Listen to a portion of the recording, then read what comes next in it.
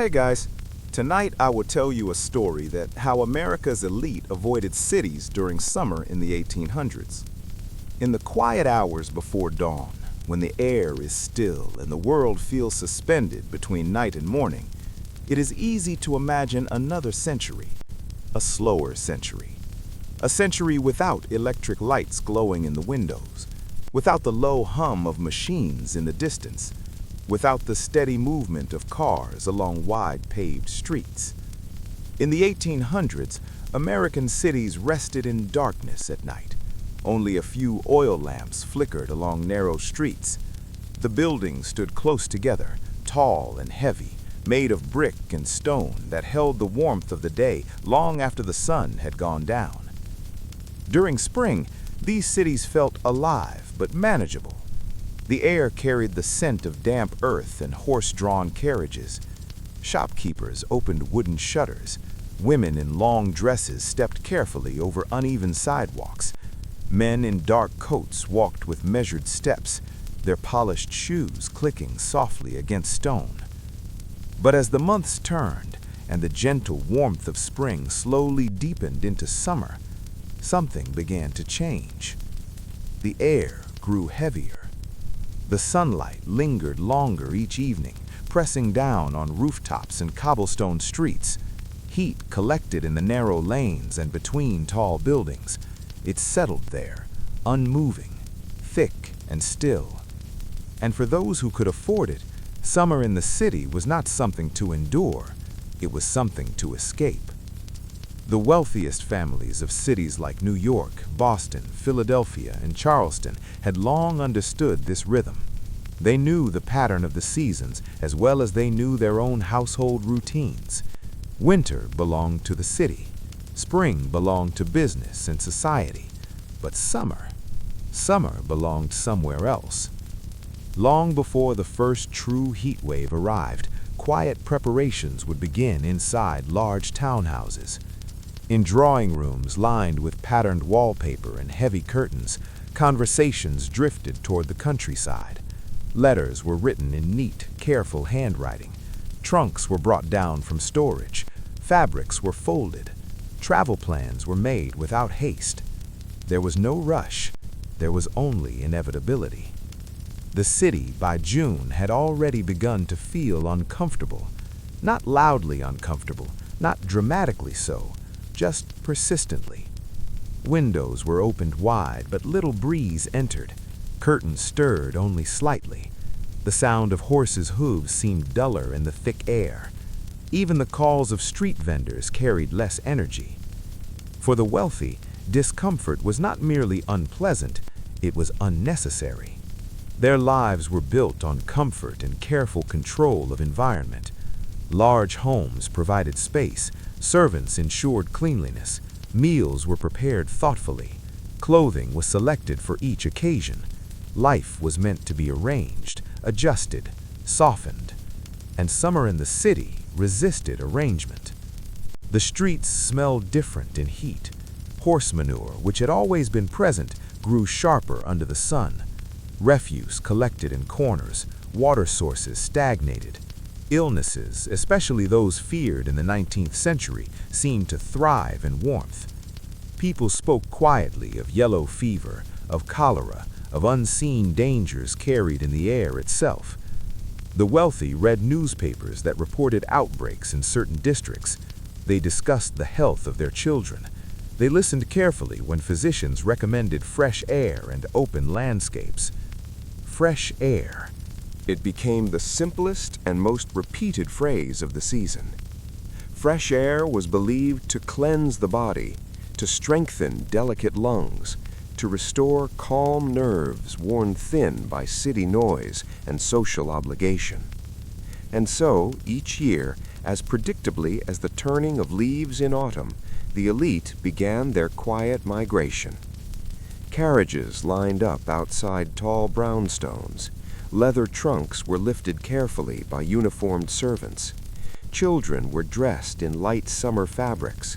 Mothers checked lists written in small notebooks. Fathers concluded final meetings in offices that would soon grow still and dusty during the hottest months. There was no dramatic farewell to the city, only departure. The journey outward was not fast. Roads beyond city limits were uneven and sometimes muddy. Railroads, where available, carried families northward or toward coastal towns. Steamships moved along quiet rivers, their slow churning paddles creating steady, soothing rhythms against the water.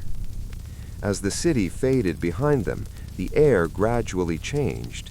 It grew lighter. Fields opened wide. Trees stood apart from one another, allowing breezes to pass freely. The sky seemed larger. Country estates waited patiently at the end of long driveways lined with trees. Wooden porches wrapped around large homes painted in pale colors. Windows were wide and plentiful. Curtains were thin enough to allow wind to move through them gently. The houses were designed for summer. High ceilings trapped rising heat. Shaded verandas provided places to sit in the late afternoon. Gardens surrounded the homes with quiet fragrance, roses, lavender, freshly cut grass. Inside, floors were swept daily. Water pitchers were filled from wells or cool streams. Ice, when available, was stored carefully in insulated boxes packed with sawdust. Life slowed further. Breakfasts were taken later in the morning. The sound of distant birds replaced the rumble of carts. Children wandered through fields under supervision. Mothers stitched embroidery in rocking chairs. Fathers read newspapers days old, no longer in a hurry to know the latest news. The purpose of summer retreat was not entertainment, it was preservation. Preservation of health, preservation of composure, preservation of social standing. To remain in the city during the worst heat signaled either necessity or a lack of means. To leave quietly each year signaled belonging among those who understood the rhythms of privilege. Coastal resorts became seasonal communities. In places like Newport, Rhode Island, grand cottages, which were anything but small, welcomed families who returned each year. The ocean air carried salt and coolness. Gentle waves rolled in with steady repetition. Evenings were especially calm. Gas lamps flickered softly along wooden boardwalks. Dresses rustled lightly in the breeze. Conversations remained polite and unhurried. The ocean itself seemed to breathe slowly, rising and falling against the shore. Farther inland, in mountain regions, other families sought elevation instead of sea air. In cooler heights, the temperature dropped noticeably after sunset. Blankets were sometimes needed even in July. Porches filled with rocking chairs.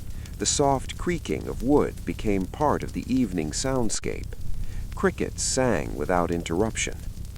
There were routines to these summers: morning walks, light lunches, rest in the early afternoon when the sun stood highest, letters written to friends in other retreats, occasional visits between estates.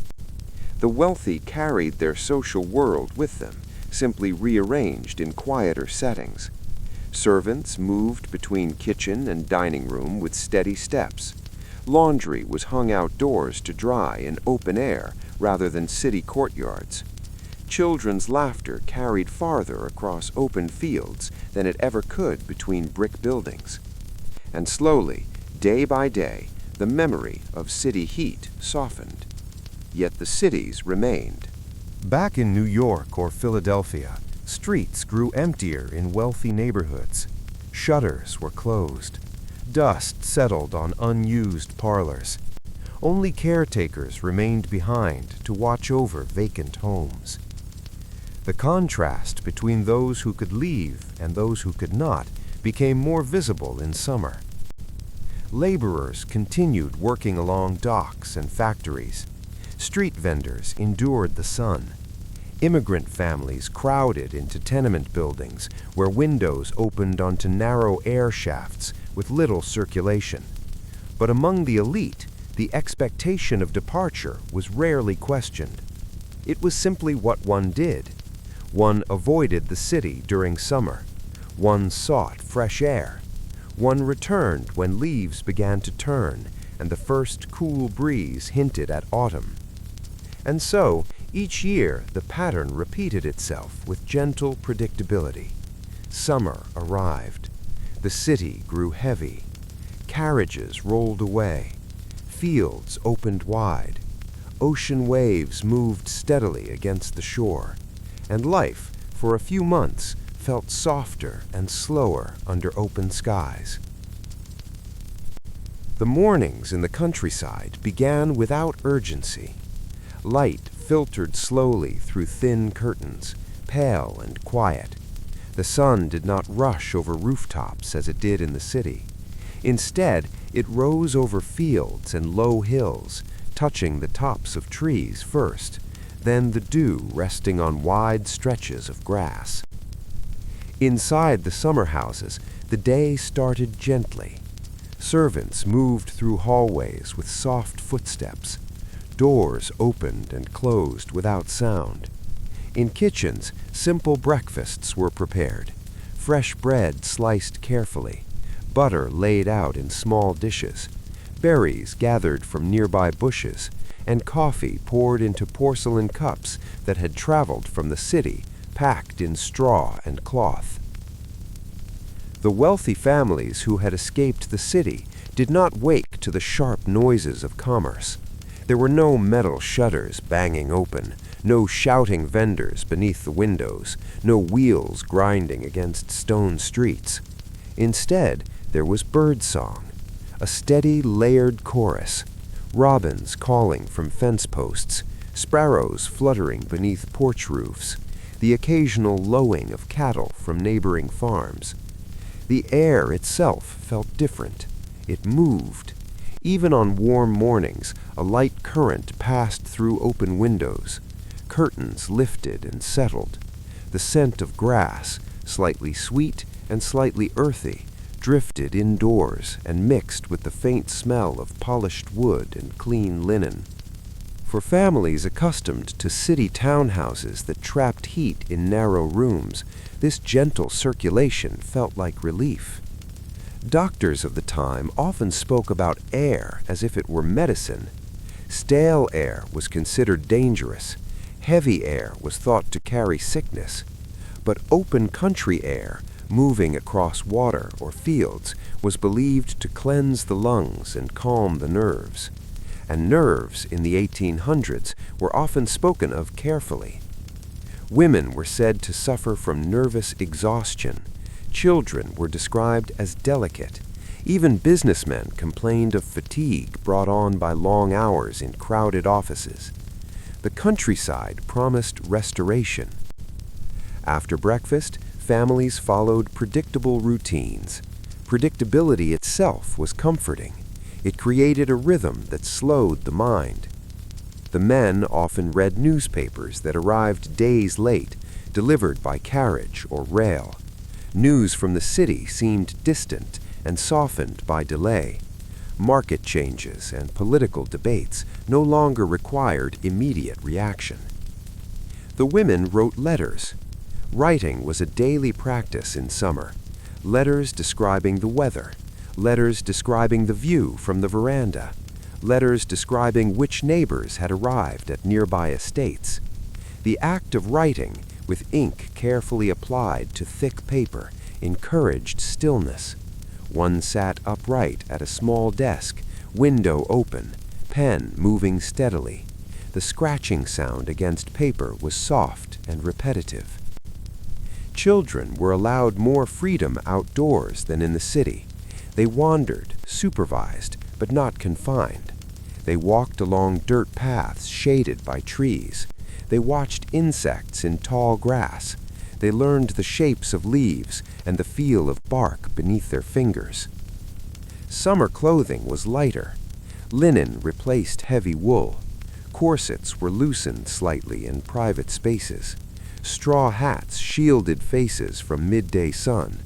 Parasols created small circles of shade during walks. By late morning, as the sun rose higher, the pace slowed further. The elite did not believe in rushing through summer days. Activity retreated indoors during peak heat. Thick stone walls or shaded rooms kept interiors cooler than open fields. In some houses, blocks of ice harvested the previous winter from frozen lakes and stored in insulated ice houses were brought into kitchens, wrapped in cloth and placed inside wooden boxes lined with zinc. The ice melted slowly, offering brief coolness, a small luxury, carefully managed. Lunch was often simple: cold meats sliced thin, bread, fresh vegetables from nearby gardens, lemonade stirred in glass pitchers. Meals were taken without hurry.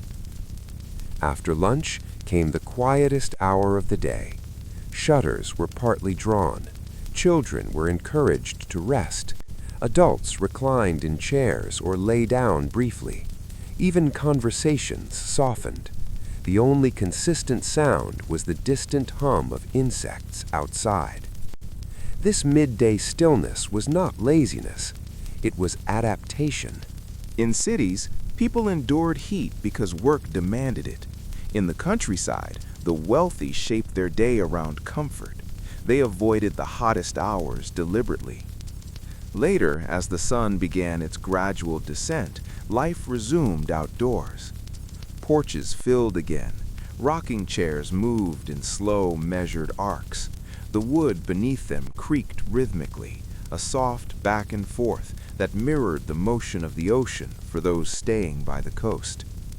If the estate stood near water, a lake, a river, or the sea, late afternoon often meant walking along its edge. Ocean resorts, especially in places like Newport, became seasonal villages of wealth. Grand homes, sometimes called cottages despite their size, lined wide lawns facing the Atlantic. Salt air coated railings lightly. The breeze arrived consistently from the water, never still for long. Women gathered in shaded sitting rooms where lace curtains fluttered gently. Men strolled along cliffs overlooking waves that struck rocks below with steady repetition. The sound of water had a calming effect. Waves rolled in, withdrew, and returned again. The pattern rarely changed. It became background to conversation, background to thought. Farther north, in mountain retreats such as those found in the Adirondacks, cooler air descended from forested slopes each evening. Pine trees released a sharp, clean scent as temperatures dropped. Wooden lodges with wide porches faced valleys that filled slowly with mist at dawn. In these higher elevations, blankets were pulled up at night. Windows remained open without fear of suffocating heat. Sleep came more easily. And sleep was one of the great concerns of the 19th century elite. City heat interrupted rest. Bedrooms in townhouses, especially upper floors, trapped warmth beneath roofs that absorbed sunlight all day. Even with windows open, air often refused to move. In contrast, country bedrooms felt expansive. High ceilings and cross breezes created relief. Thin cotton sheets replaced heavier bedding. The sound of insects or distant surf provided gentle, continuous noise. The wealthy believed deeply in the importance of proper rest. It preserved health and appearance. It maintained composure. It allowed one to return to society in autumn, refreshed and untroubled. Evenings in these summer places unfolded slowly. Dinner was often served later, once the heat fully eased. Candles or oil lamps cast soft light across dining tables. Shadows danced gently along walls. Conversations remained polite and measured. There was no rush to attend crowded theaters, no need to navigate busy streets after dark. Instead, families lingered outdoors after supper.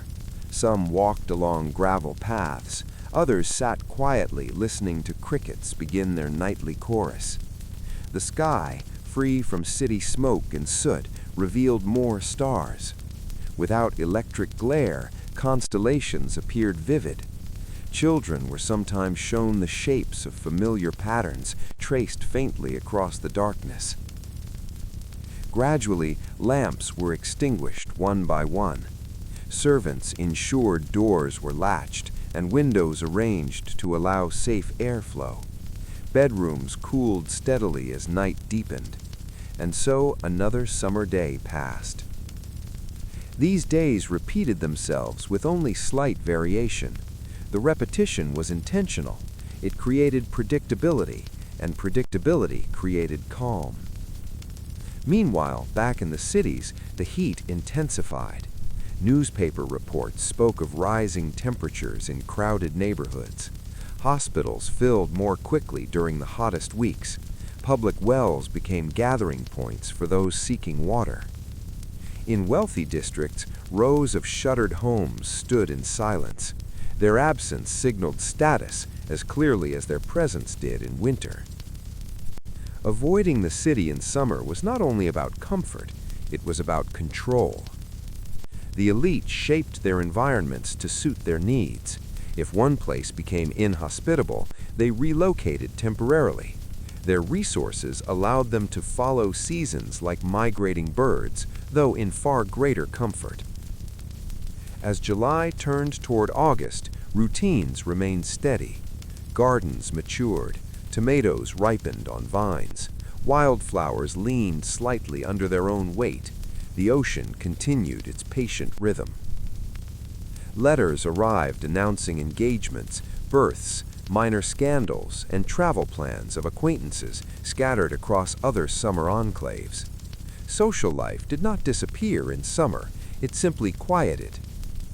Small gatherings were held on lawns, tea was served in shaded gazebos, gentle music sometimes drifted from parlor pianos in the evening, played softly with windows open. But always, beneath these activities lay the deeper purpose of retreat. Fresh air, rest, distance from the city's heat and disease, the belief that nature, in its broad and open form, offered protection.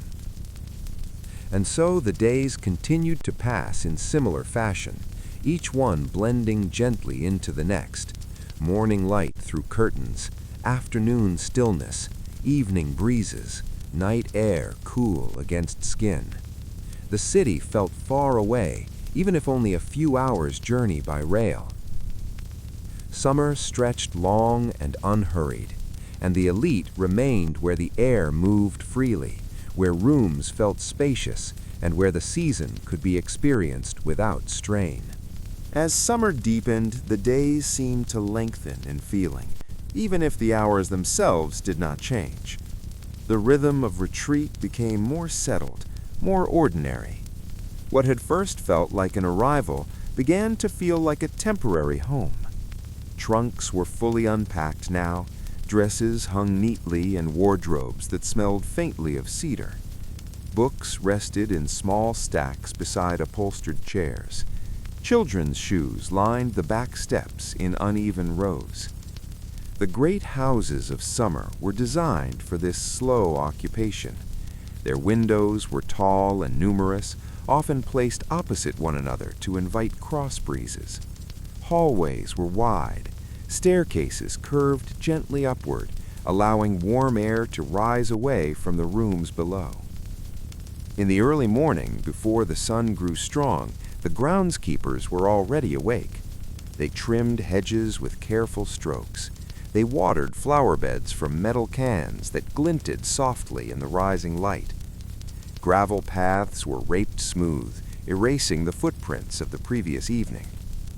These quiet labors supported the illusion of effortless comfort. The wealthy families rarely witnessed the full extent of preparation that made their retreat so pleasant. Meals appeared on tables, beds were turned down at night, porch cushions were shaken free of dust, lamps were cleaned and filled with oil. The summer retreat depended upon service, just as the city house had. Yet there was a difference in atmosphere. In the countryside, servants often slept in separate wings or small nearby cottages. Their quarters sometimes allowed more air and space than cramped city attic rooms. Work remained steady, but it unfolded at a gentler pace, aligned with daylight rather than strict urban schedules. By mid-morning, the elite households had fully awakened. Ladies often walked through gardens with small scissors in hand, trimming flowers for indoor arrangements. The scent of cut stems clung lightly to their gloves. They moved slowly, careful not to disturb bees drifting lazily between blossoms. Men sometimes rode horses along shaded roads, their pace unhurried. Hooves struck packed dirt with a muted sound, softer than the sharp echo of stone streets back in the city. Riding allowed both exercise and solitude.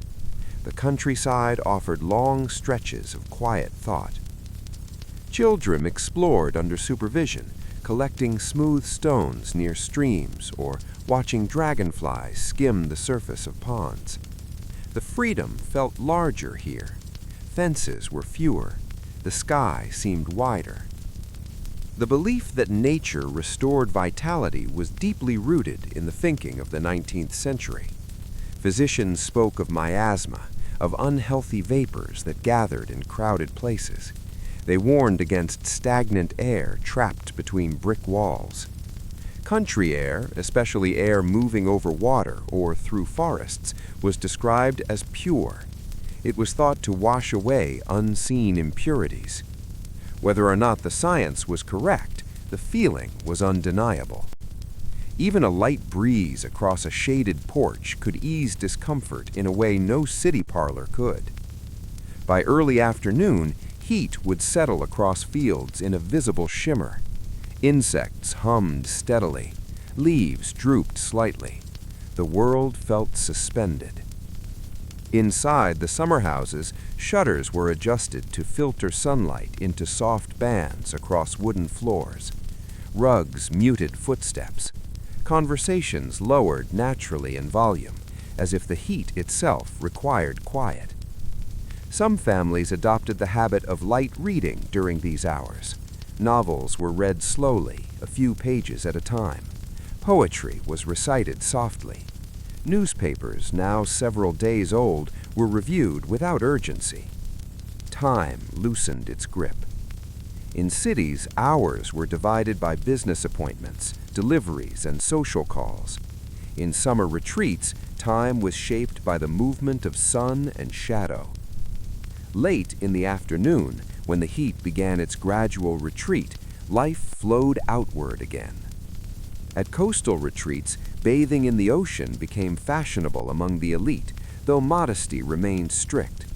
Bathhouses lined certain beaches, providing enclosed spaces where families could change privately. Stepping into the ocean was described as invigorating.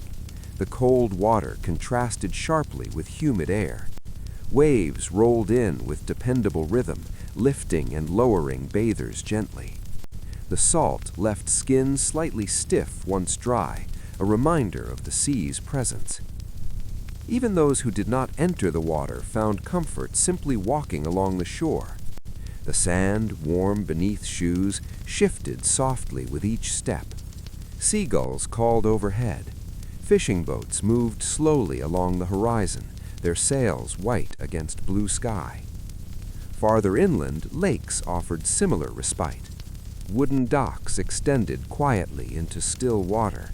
Rowboats drifted in slow arcs, oars dipping in and out with rhythmic splashes. In mountain regions, families often gathered on wide verandas overlooking valleys. As evening approached, shadows lengthened across hills. A coolness descended that felt almost like relief made visible. Dinner preparations began as the light softened. Kitchens, though warm from cooking, were better ventilated than city kitchens. Windows remained open. Herbs grown nearby were added fresh to meals.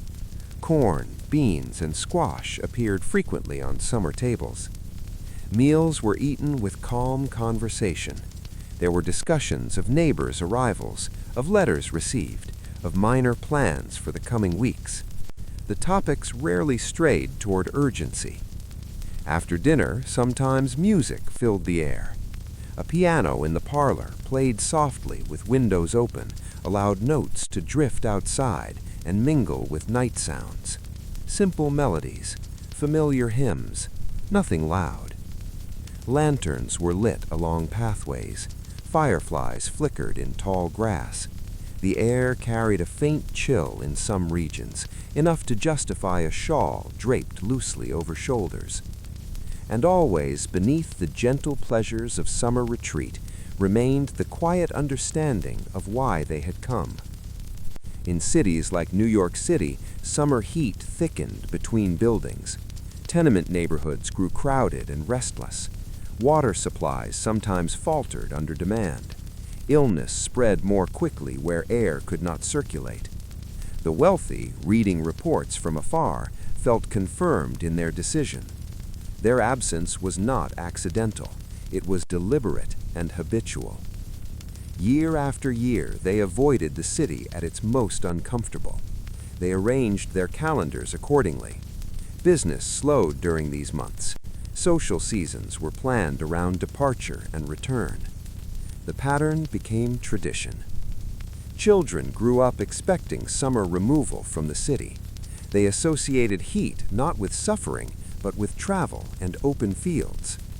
For many elite families, summer estates were owned rather than rented. These properties became generational spaces. Portraits hung on walls showing previous summers. Trees planted decades earlier now cast long, reliable shade. Memory layered itself onto landscape. A certain bench near a rose garden might recall a conversation from years past. A specific stretch of beach might remind a family of children once small and now grown. Summer retreats carried continuity, and continuity itself was a form of comfort. As August matured, subtle changes signaled the season's gradual turning. Evenings arrived slightly earlier. Certain flowers faded. The chorus of insects shifted in tone. The heat, though still present, softened at its edges. Families began to speak quietly of eventual return, not with eagerness, but with acceptance. Autumn business awaited. Social calendars in the city would resume. The rhythm would reverse. Yet, for now, summer remained intact. Morning light still entered gently. Afternoon still encouraged rest. Evenings still offered cool air and steady sounds. The elite remained where the air was clearer, where rooms were spacious, where illness seemed less threatening. They had shaped their lives to follow comfort, and comfort led them away from crowded streets each year without fail. Days continued to pass in this measured way, and the story, like the season, moved forward slowly. As the weeks continued to unfold, summer no longer felt like a visit. It felt established, settled into its own steady breathing. The countryside did not change quickly. That was part of its comfort. The same trees stood in the same places each morning. The same paths curved gently around gardens and toward the water. Even the clouds seemed to move at a patient, unhurried pace. Inside the summer homes, daily life became almost predictable enough to forget. Breakfast trays arrived at similar times. The clink of porcelain against silver repeated itself softly each day. Windows were opened in the morning and adjusted in the afternoon. Rugs were beaten lightly outdoors to keep dust from settling too deeply into the weave. The elite families did not speak constantly about the city they had left behind, yet its absence shaped everything around them. There were no crowded social calendars to fill every hour, no tightly scheduled dinners with business associates, no sudden knocks at the door requiring formal reception. Instead, invitations in summer were extended gently and with ample notice. A neighboring family might send a handwritten card requesting the pleasure of company for tea 3 days later. A small carriage would arrive at a leisurely hour, wheels turning over gravel with a steady crunch. Guests would step out slowly, dressed appropriately but without the heavy layers required in urban society. Tea would be served on shaded lawns. The porcelain cups warmed hands briefly before being set down again. Conversations drifted easily between topics: the condition of the gardens, the quality of the sea breeze that week, the health of mutual acquaintances who had chosen different retreats. The pace of speech itself seemed slower in summer. Words were spaced carefully, silences were allowed. No one hurried to fill every quiet moment. Children, dressed in pale fabrics suited for warmth, developed routines of their own.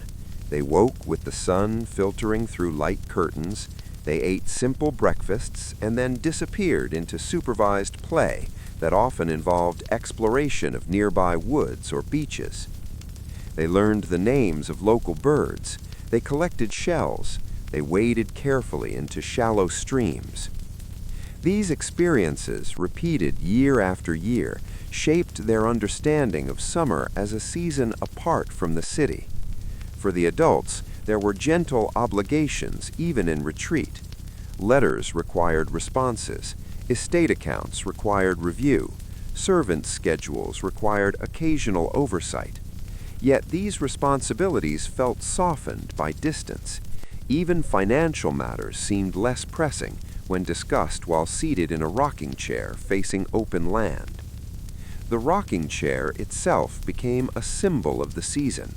It moved without effort, guided by small shifts in weight, back and forth, forward and back.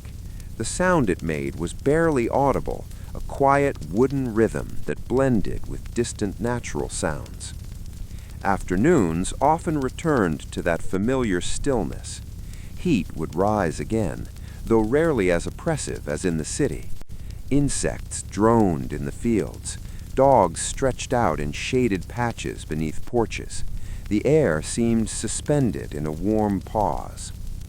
In this suspended time, naps were common. Books rested open but unread. Curtains swayed gently as if breathing.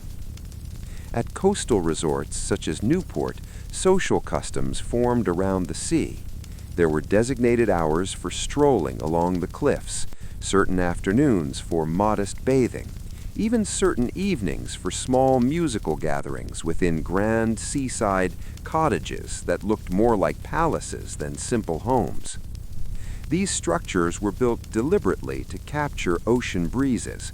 Long verandas wrapped around them, large windows opened outward. The sound of waves was rarely absent.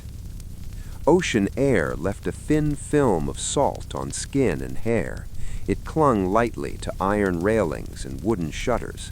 Servants wiped surfaces regularly, yet the sea always left its mark.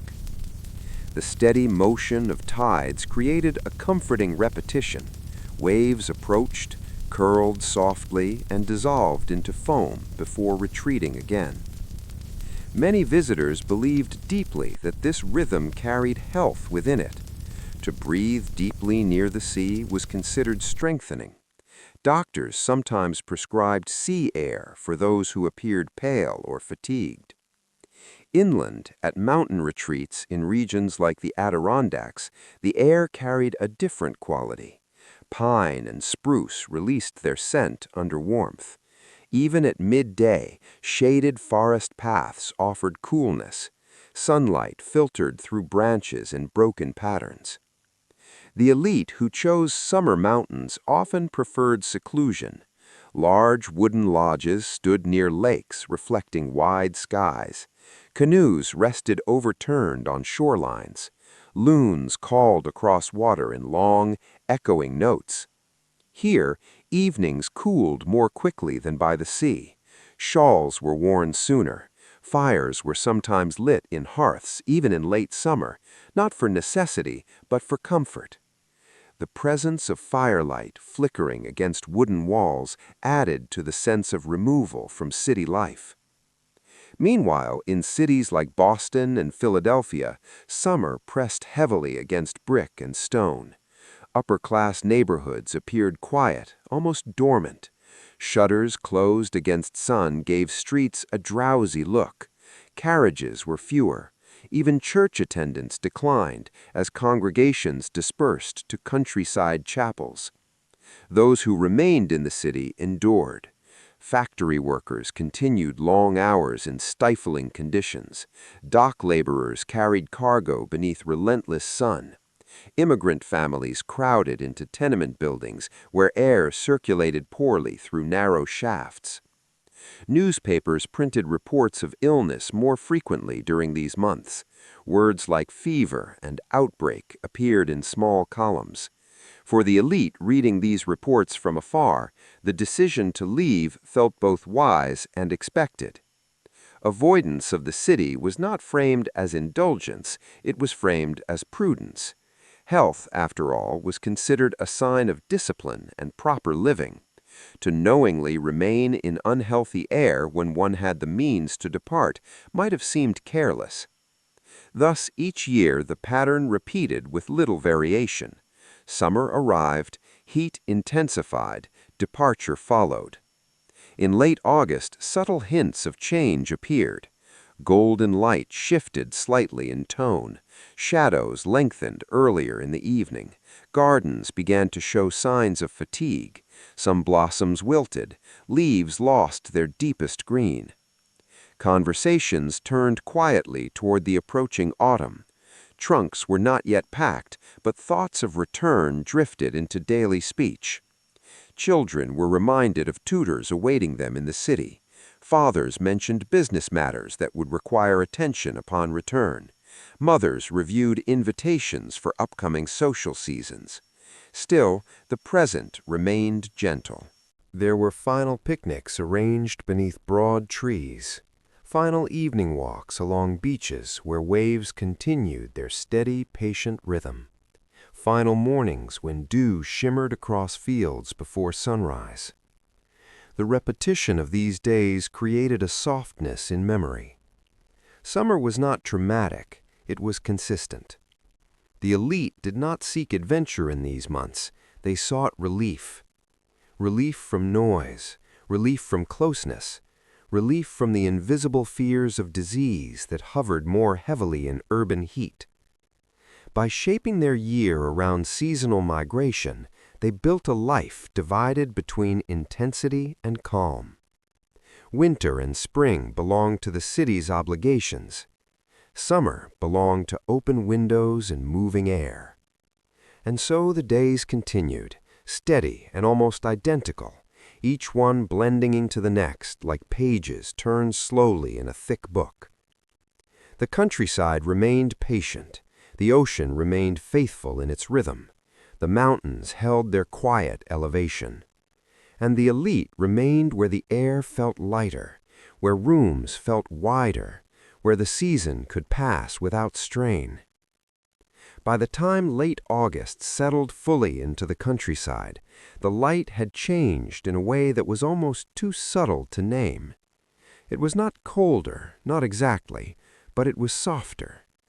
Morning sun no longer blazed across lawns with the sharp insistence of July. Instead, it arrived in a gentler wash of gold, spreading slowly over treetops and lingering on porch railings before slipping through tall windows. Inside the summer houses, routines remained nearly identical to those of early summer. That sameness was part of their comfort. Breakfast was served at the same long table. The same silverware was polished. The same china was handled carefully by servants who had memorized the weight and fragility of each piece. Butter was spread onto warm bread. Coffee was poured steadily. Yet beneath this steady surface, the awareness of eventual return moved quietly, like a current beneath still water. Trunks were inspected in storage rooms, not packed yet, only inspected. Hinges tested, locks checked, Linen counted and folded again. The elite families did not rush departure any more than they had rushed arrival. The transition back to the city would be gradual, deliberate, almost ceremonial in its predictability. In coastal retreats such as Newport, the social atmosphere began to shift gently. Some neighboring families departed early, carriages rolling down long driveways toward waiting trains. Their absence left slight gaps in evening gatherings. Fewer lanterns glowed along certain verandas. Fewer figures strolled the cliffs at dusk. The ocean, however, did not change its rhythm. Waves continued their steady approach and retreat. Gulls circled overhead in patient arcs. Salt air moved consistently across wide lawns and through open corridors. Those who remained for the full season seemed to savor the quiet that followed early departures. Beaches felt less populated. Afternoon teas included fewer guests. Conversations grew even softer. In inland retreats, especially those nestled among forests and lakes, the signs of change were more visible. Leaves at the tips of certain trees began to pale slightly. The green was still dominant, but here and there a faint yellow or muted red hinted at the coming shift. Evenings cooled sooner. Blankets were folded neatly at the foot of beds in anticipation. Children, sensing the approach of departure, sometimes grew quieter. They walked familiar paths with more attention, as if memorizing them. They lingered near favorite trees. They looked out over water with an awareness that soon the view would be replaced by brick walls and narrow streets. Adults carried similar thoughts, though expressed differently. Men spent longer moments reviewing business letters that had accumulated over weeks. The world of commerce, distant all summer, began to press gently at the edges of consciousness. Women sorted through correspondence, separating invitations for autumn events from simple seasonal notes. Wardrobes were reviewed. Heavier fabrics were considered once again. Still, the daily rhythm continued. Morning breezes, afternoon stillness, evening walks. Servants prepared meals that reflected the season's maturity. Late summer vegetables filled platters. Corn was husked by hand, silk falling softly to the ground. Tomatoes were sliced and sprinkled lightly with salt. Fresh herbs, now at their most fragrant, were added generously. The scent of cooked food mingled with open air drifting through kitchen windows. In cities like New York City, conditions remained heavy through late summer. Streets held heat long after sunset. Brick buildings released warmth slowly, making nights restless. Public parks offered some relief, but crowded neighborhoods rarely felt open enough to truly cool. Upper-class districts remained quieter than usual, their grand homes still shuttered. Newspapers continued to report on heat-related illnesses. Doctors advised caution. Public wells were inspected more frequently. Yet even as the city endured, it waited for autumn. The elite understood this waiting. They knew the city would become pleasant again when cooler air arrived. They knew social life would resume with full energy once temperatures dropped. The pattern had repeated for decades. And so, in the countryside, they allowed summer to finish at its own pace. There were final gatherings held beneath trees that had provided shade all season. Small orchestras sometimes played light music in seaside parlors. Gentle laughter drifted outward through open doors. The sound was never raucous. Even celebration among the elite maintained restraint. As September approached, packing began in earnest. Clothing was folded carefully, wrapped in tissue. Books were stacked and tied with ribbon. Children were asked to select which small treasures could travel back and which must remain stored for next year. Servants worked steadily, carrying trunks to entry halls. Inventories were checked. Carriages were scheduled. Departure mornings resembled arrival mornings in reverse. Sunlight touched lawns that would soon stand quieter. Gravel paths were disturbed by wheels once more. Doors were closed and locked with measured movements. Neighbors exchanged farewells, often with the calm assurance that they would see one another again in city drawing rooms within weeks. The journey back followed familiar routes. Trains carried families toward urban centers. Steamships moved along rivers bordered by trees just beginning to change color. Carriages completed the final miles over paved streets that felt narrower after months of open space. Upon return, city houses were reopened. Dust sheets were removed from furniture. Windows were unlatched. Air, though still warm in early autumn, felt lighter than in midsummer. The elite reoccupied their townhouses with a sense of renewal. They believed they had preserved their health.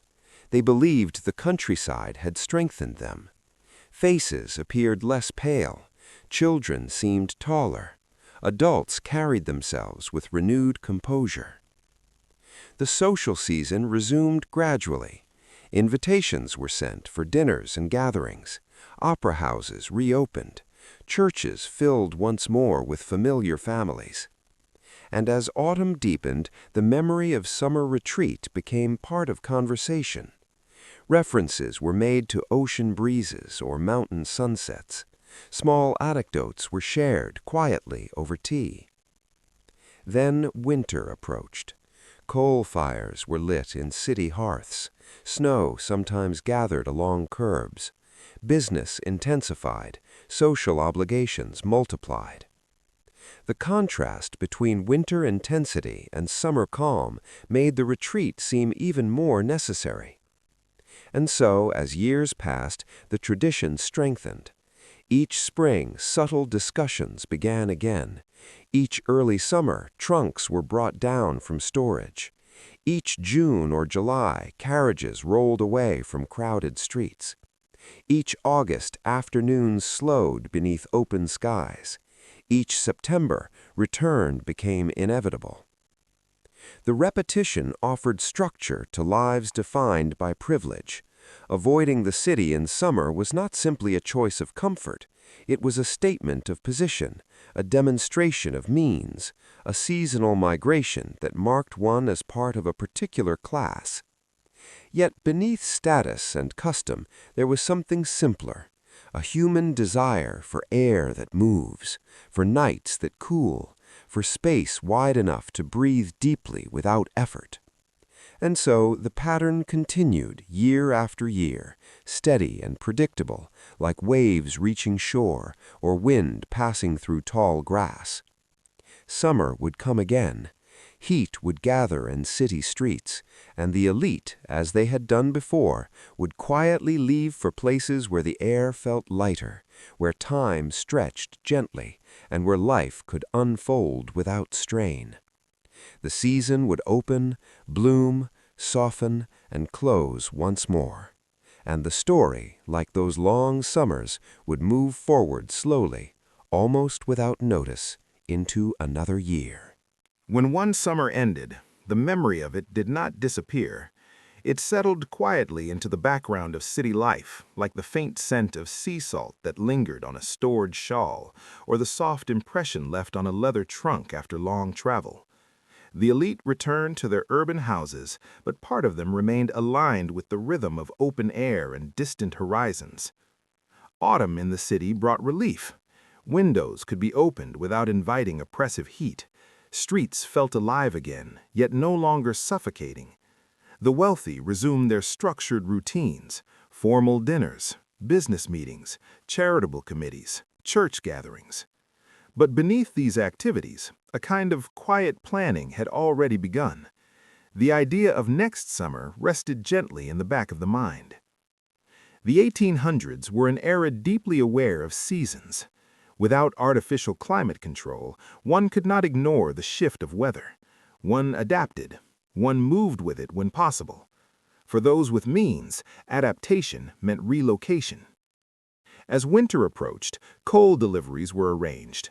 Thick carpets were rolled out across hardwood floors. Heavy drapes were drawn at night to block cold drafts. City houses, which had been closed for months, were now fully inhabited again. Fires crackled in grates. Gas lamps hissed softly along walls. The elite filled parlors with conversation and music. Winter had its own comforts. Yet even in January, when snow lined the streets of Boston or Philadelphia, the memory of wide summer lawns and steady ocean winds remained. Children spoke of lakes that would freeze over far away. Adults recalled mountain evenings that required shawls even in July. The contrast between cramped urban sidewalks and expansive summer landscapes grew sharper in recollection. By early spring, preparations for departure began quietly once more. Servants inspected summer wardrobes that had been stored in cedar chests. Lightweight fabrics were aired out and brushed free of dust. Hats were reshaped. Parasols were examined for damage. Men reviewed business schedules, ensuring that essential matters could be concluded before leaving the city for months. Investments were adjusted. Trusted associates were instructed to manage affairs in their absence. The departure was never impulsive. It followed the steady clock of custom.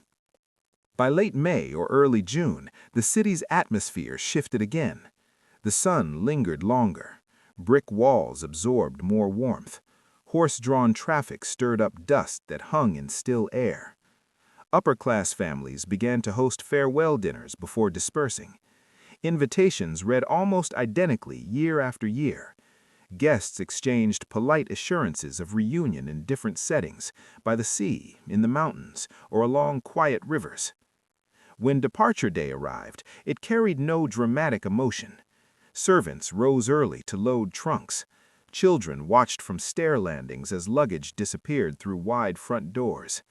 Carriages waited patiently outside tall brownstones. Neighbors who remained in the city observed with understanding. Those who had similar means would follow soon. Those who did not remained, accustomed to enduring the season. The streets of affluent neighborhoods slowly emptied. Shutters closed. Curtains were drawn. Dust sheets were placed once again over delicate furniture. In cities such as New York City, entire blocks of elegant homes appeared dormant through the height of summer. The absence itself became a sign of status. And so the migration resumed. Trains carried families northward. Steamships moved along the Hudson River, their paddles turning in steady rhythm. The sound of water striking wooden hulls created a calming repetition. Passengers watched the skyline recede. Tall masts and smokestacks grew smaller against the horizon. As distance increased, shoulders seemed to relax. Conversation shifted from business to landscape. Children pressed faces against carriage windows to watch fields replace factories. Upon arrival at summer estates, familiar rituals unfolded once again. Doors were opened wide to release the stillness of closed rooms. Sheets were removed from covered furnishings. Windows were unlocked to invite fresh air through every corridor. Servants moved methodically, restoring life to spaces that had waited patiently all winter. The first evening back carried a distinct quiet. Unpacked trunks lined hallways. Candles flickered against walls not yet fully arranged. Outside, crickets resumed their soft chorus. The elite often stood on verandas during that first night, listening. They listened for the sound of water if near the coast. They listened for wind through trees. They listened for the absence of urban noise. It was this absence that defined summer most clearly. No clatter of metal wheels against stone, no echo of crowded footsteps on narrow sidewalks, no layered hum of voices rising from tenement windows. Instead, there was space. Space between houses, space between sounds, space within breath. The days that followed mirrored previous summers closely. Breakfast in open air, afternoon rest during peak heat, evening strolls along familiar paths. Even minor details remained consistent. The same gardener might greet the family with a respectful nod. The same dock might creak beneath careful footsteps. The same view from a bedroom window might frame the same stretch of distant water. This repetition created a gentle reassurance. The world beyond might change, new rail lines built, new industries rising, but Summer Retreat preserved a sense of continuity. In places like Newport, the grand cottages grew even more elaborate as decades passed, yet their purpose remained steady: to offer relief from urban intensity. Verandas were extended, gardens expanded, ballrooms were added to accommodate modest summer gatherings. Still, the gatherings were never as demanding as city events. Guests arrived in light fabrics rather than heavy formal attire. Meals were served earlier to avoid late-night chill.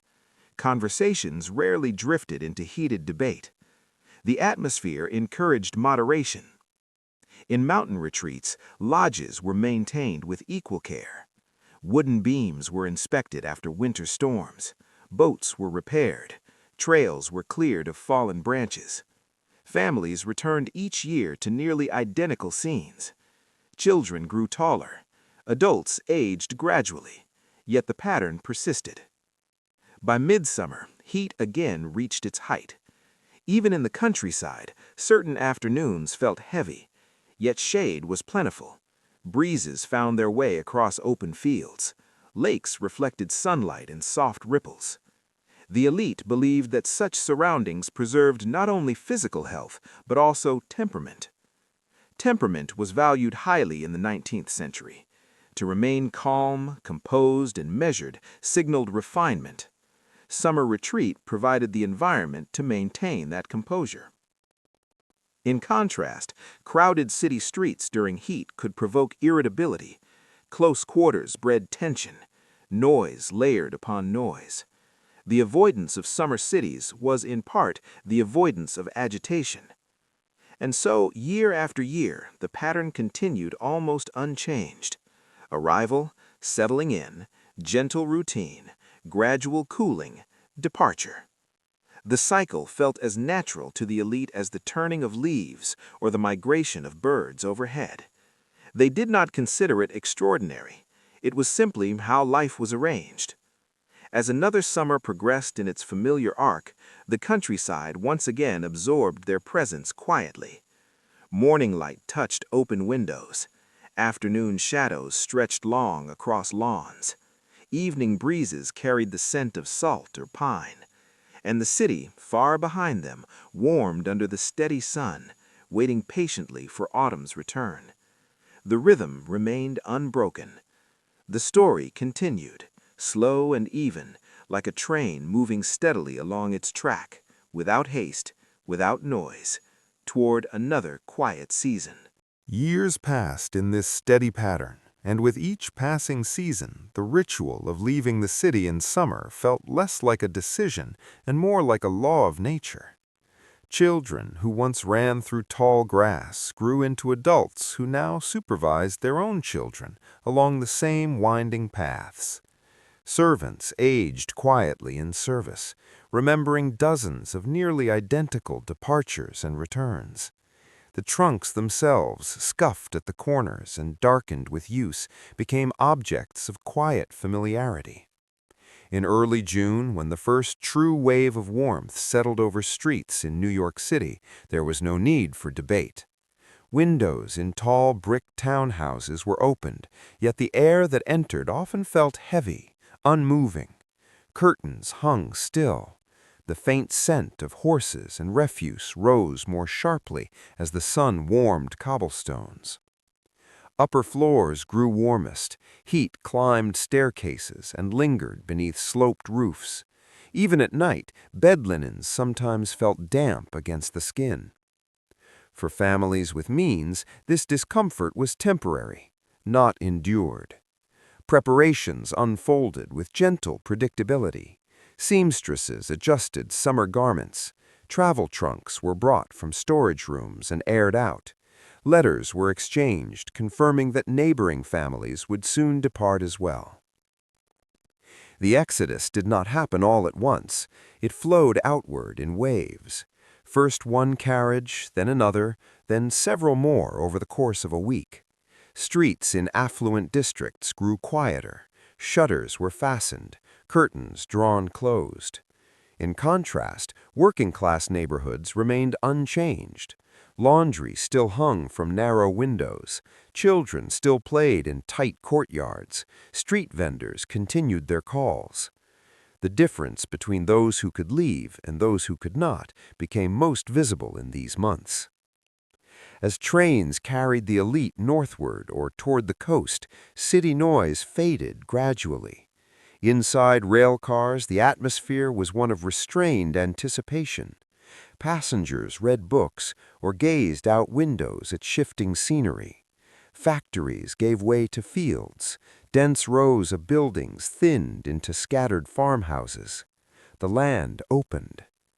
Upon arrival at coastal towns like Newport, salt air greeted travelers before they even stepped fully from carriages. The breeze felt immediate and cool against faces accustomed to stagnant streets. Large summer residences stood waiting, shutters closed but ready. Servants who had traveled ahead unlocked doors and opened windows wide. Dust covers were removed from furniture. Fireplaces were cleaned of ash left from the previous autumn. The first full breath taken inside these reopened houses often carried a faint scent of wood, linen, and distant sea. It felt clean. Mornings resumed their gentle cadence almost immediately.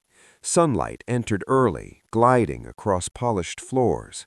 Birds called from hedges lining long driveways. Somewhere beyond, waves broke in patient succession. Breakfast was served with little ceremony: fresh fruit, bread, coffee, the simple pleasure of eating without heat pressing against the walls. Afternoons stretched wide. Children played near shorelines, watched carefully by nurses holding parasols.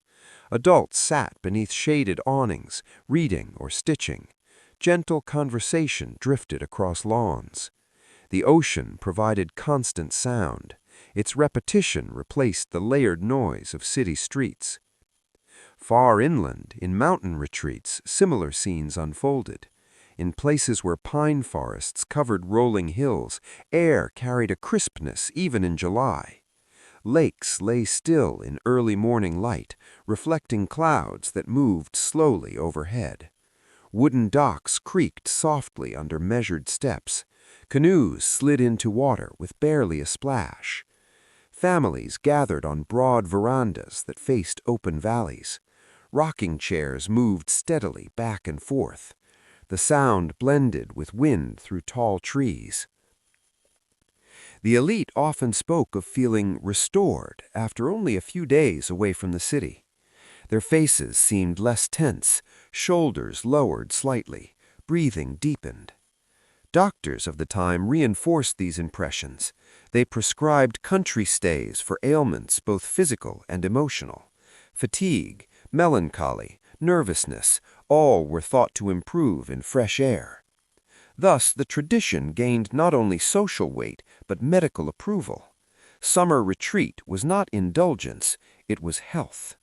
As July reached its height, heat in the countryside did rise, but it rarely felt trapped. Breezes crossed open land. Even still afternoons were softened by shade and space. In cities like Philadelphia, by contrast, narrow streets funneled warm air without relief.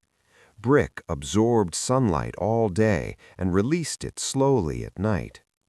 Reports of fever circulated more frequently in newspapers during these weeks. Public concern grew with each headline. The elite, reading from afar, felt quietly justified in their absence. Evenings at summer retreats were among the most cherished hours.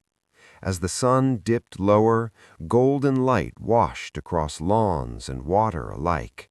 Long shadows stretched from porch columns. The temperature eased gently. Dinner was served later, often accompanied by open windows that allowed the scent of night-blooming flowers to drift inside. After supper, families stepped outdoors once more. In coastal towns, boardwalks carried small groups of well-dressed figures strolling slowly beneath gas lamps. In mountain lodges, lanterns flickered against wooden beams while crickets began their steady chorus. Conversation remained soft. There was no urgency in these exchanges, no pressing business decisions, no crowded schedules demanding immediate attention. The quiet was intentional.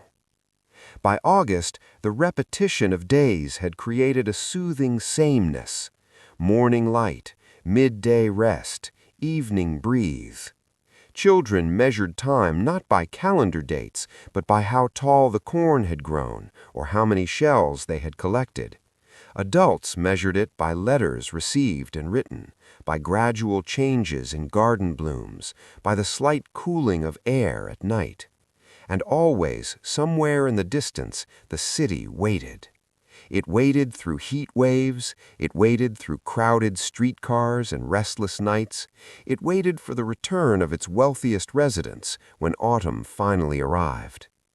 By early September, subtle signals announced that summer was loosening its hold. The angle of sunlight shifted slightly lower. Certain leaves began to curl at the edges. Even the ocean's surface seemed calmer under changing skies. Packing resumed with familiar care. Trunks were lined once again with folded garments. Souvenirs were wrapped in cloth. Household linens were counted and stored.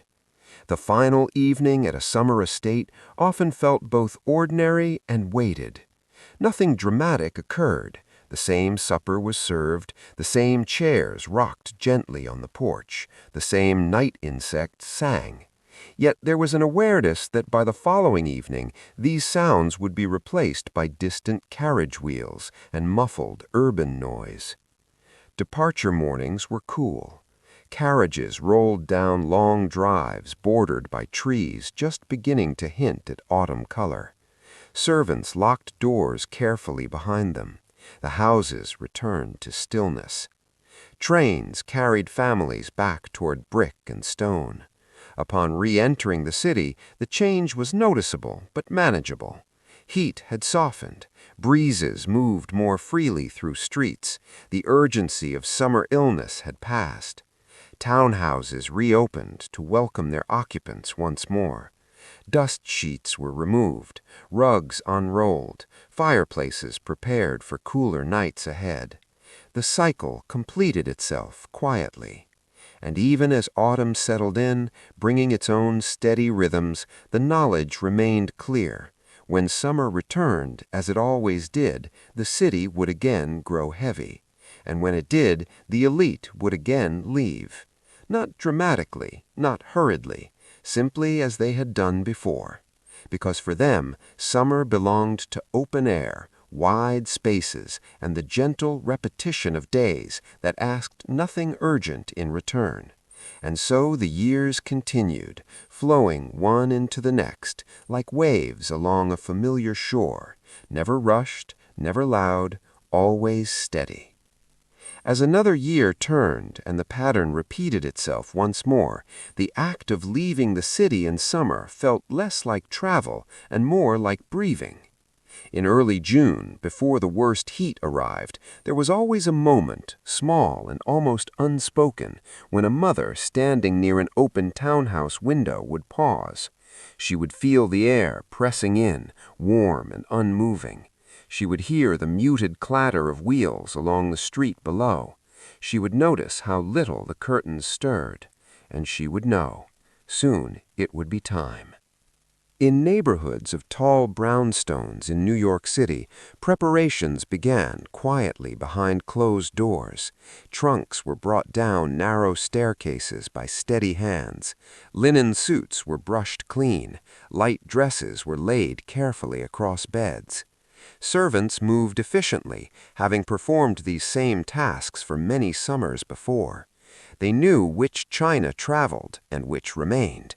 They knew which books were preferred for warm afternoons and which were left behind for winter evenings. Departure day arrived without ceremony. Carriages rolled up to the curb. Horses shifted their weight patiently. Leather straps were tightened around luggage stacked high at the rear. The street did not stop to watch. Street vendors continued their calls, delivery boys hurried past. The great machinery of urban life did not pause simply because certain families were leaving. Yet in wealthier districts, the change was visible. Within days, entire rows of houses stood silent, windows shuttered, entryways swept clean but unused. Even the echo of footsteps seemed absent. Those who remained in the city noticed the difference. Working families endured the same crowded heat. They sought relief in public parks or along riverbanks if possible. They opened windows at night, hoping for a breeze. But the elite were already miles away. At seaside towns like Newport, the arrival of summer residents followed its own quiet choreography. Carriages approached along tree-lined roads, servants opened gates, neighbors waved gently from wide porches. The houses themselves seemed to wake up from a long sleep. Shutters were thrown open, dust covers lifted, windows unlatched to invite the ocean air inside. The first breath of salt breeze through tall hallways felt like a cleansing. By evening of that first day, life had resumed its familiar pace. Candles glowed in dining rooms, light laughter drifted across lawns, the ocean's steady murmur provided a constant backdrop. Mornings by the sea unfolded slowly. Sunlight rose over the water in soft bands of pale gold. Fishing boats moved along the horizon, small and unhurried. The tide rolled inward and outward with patient rhythm. Breakfast was taken near open windows. Coffee steamed gently in porcelain cups. Butter melted slowly on warm bread. Children asked when they might walk to the shore. Adults reminded them to wait until the sun climbed higher and the air warmed. By late morning, parasols dotted the beach. Heavy bathing costumes rustled as families approached the water. The first step into the ocean was always brisk, a sharp contrast to the softness of sand beneath one's feet. Waves lifted and lowered bathers gently. Salt water clung to fabric. When they returned to shore, towels were wrapped carefully around shoulders. Back at the house, afternoons followed a predictable calm. Shutters were drawn halfway. Books were opened and sometimes closed again after only a few pages. The hum of insects filled the still air. Even in the countryside, summer heat existed, but it was not confined. Space made the difference. Space between houses, space between sounds, space within rooms where ceilings rose high and windows faced open fields. Inland, at mountain retreats, the air carried a faint resin scent from pine trees warmed by sunlight. Lakes lay smooth in early hours, disturbed only by the gentle dip of oars. Families who preferred these higher elevations often valued solitude more deeply. Their lodges stood apart from one another. Gravel roads wound through forests before revealing wide porches overlooking valleys below. In the evenings, temperatures dropped noticeably. Shawls were pulled close. Lanterns flickered against dark wood beams. The contrast with city nights was clear. In urban districts, especially in places like Boston, summer evenings often remained warm long after sunset. Brick retained heat. Upper-floor bedrooms felt close and airless. In mountain air, by contrast, blankets were sometimes required even in July. This cooling at night was considered essential for health. Doctors spoke often of the importance of restorative sleep. They warned that overheated rooms could weaken the body. They recommended fresh air above all. Thus, the choice to avoid cities in summer carried both comfort and justification. As July passed into August, the repetition of days created a gentle rhythm that required little thought. Breakfast, walk, rest, supper. evening breeze. The sameness did not bore those who lived it. It soothed them. Time seemed to stretch. Weeks felt longer, not because they were busy, but because each day unfolded slowly. Letters from the city arrived occasionally, reporting on business matters or minor news. Yet these updates felt distant, almost abstract. The world of finance and politics belonged to another season. Here, in summer retreat, life centered on air and light. Children measured their growth against porch railings marked lightly with pencil. Adults measured theirs in quieter ways, less fatigue in the morning, steadier mood, deeper sleep. By late August, subtle shifts announced the approaching close of the season. Certain leaves dulled in color. Sunsets arrived earlier. The ocean breeze carried a hint of coolness even in late afternoon. Families spoke gently of return. Servants began packing non-essential items. Extra linens were folded and stored. Furniture covers were located once more. The final week in summer houses often felt reflective. Longer walks were taken, favorite views revisited, gardens admired as they began to fade. There was no grand farewell, simply a quiet understanding that the pattern was turning again. On departure morning, trunks lined the front hall. Carriages waited. The house, so full of sound and motion for months, grew gradually still. Doors were locked, keys handed to caretakers who would remain through autumn and winter. As trains carried families back toward city streets, fields slept past windows in muted greens and golds. Upon arrival in New York City, the difference in air was noticeable, but no longer oppressive.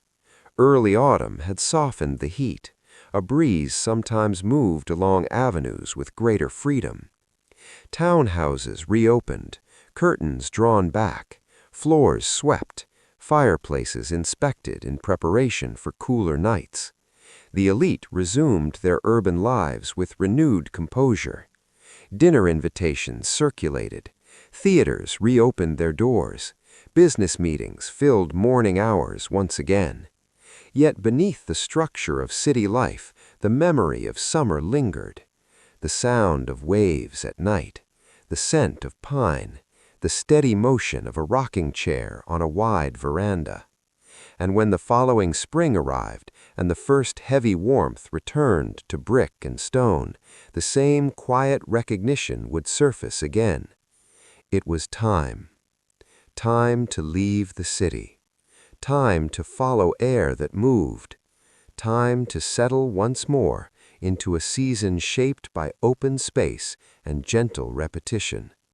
And so the years continued, one after another, calm and predictable, each summer unfolding like the last, steady, quiet, and carefully removed from the crowded heat of the city. As decades passed, the pattern of summer migration among wealthy American families became more than habit. It became culture. It became identity. It became something passed from grandparents to children without needing explanation. Young children learned very early that summer meant travel. Not excitement in a loud way, not urgency, just preparation. They watched their mothers fold clothing into trunks lined with soft fabric. They watched their fathers review letters from business partners, placing them carefully into leather briefcases. They listened to conversations about rail schedules and carriage arrangements. The knowledge of leaving the city in summer felt as natural as learning to eat with proper utensils, or learning when to speak and when to remain quiet in formal rooms. In cities like New York City, by the late 1800s, urban life had become more industrial.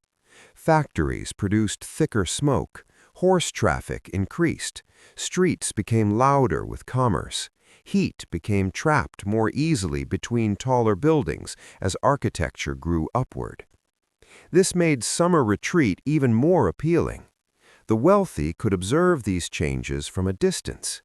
They would read newspapers describing crowded tenements, sanitation concerns, and rising summer mortality rates during heat waves.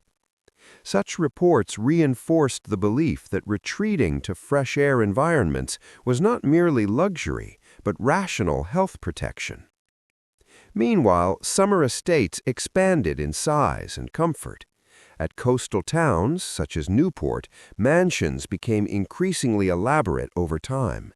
What were once called cottages grew into grand architectural displays of wealth, with multiple wings, large ballrooms, and extensive gardens.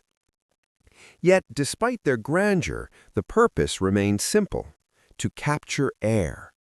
Architects designed buildings to encourage airflow through high ceilings, wide hallways, and many windows positioned to create cross breezes.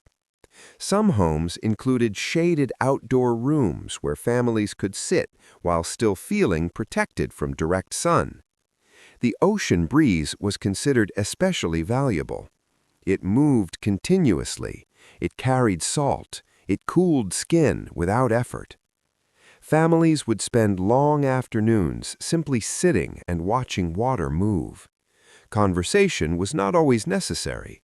Silence itself was considered comfortable. In inland retreats, especially in forested regions, summer life followed a different but equally calm rhythm. In places surrounded by tall trees, sunlight filtered downward in soft patterns. The ground was often covered with fallen pine needles that muted footsteps. The scent of wood and earth was stronger here than at the coast. Evening walks through forest paths were common. People carried small lanterns or simply trusted familiar routes. The sounds of wildlife formed a gentle background: insects, distant birds, the occasional rustle of small animals moving through undergrowth. The elite often spoke of feeling closer to nature during these months. This phrase did not mean wilderness in a harsh sense. It meant controlled proximity to natural comfort. Nature experienced through safe paths, stable homes, and prepared meals. Summer social life continued in this environment, but at a softer volume. Instead of crowded city balls, there were garden gatherings. Instead of formal opera nights, there were small musical performances in private parlors or on shaded terraces. Pianos played slowly. Music was often chosen for calmness rather than brilliance. Simple melodies, familiar compositions, nothing overwhelming to the ears. Children learned etiquette in these environments. They learned to speak softly outdoors, to walk without disturbing guests, to appreciate quiet beauty rather than loud display. These lessons reinforced social hierarchy in subtle ways. Calm behavior signaled refinement. As the 19th century moved toward its later decades, transportation improved. Railroads expanded across the United States. Travel became slightly faster and more reliable. This made summer migration even more widespread among those who could afford tickets and seasonal housing.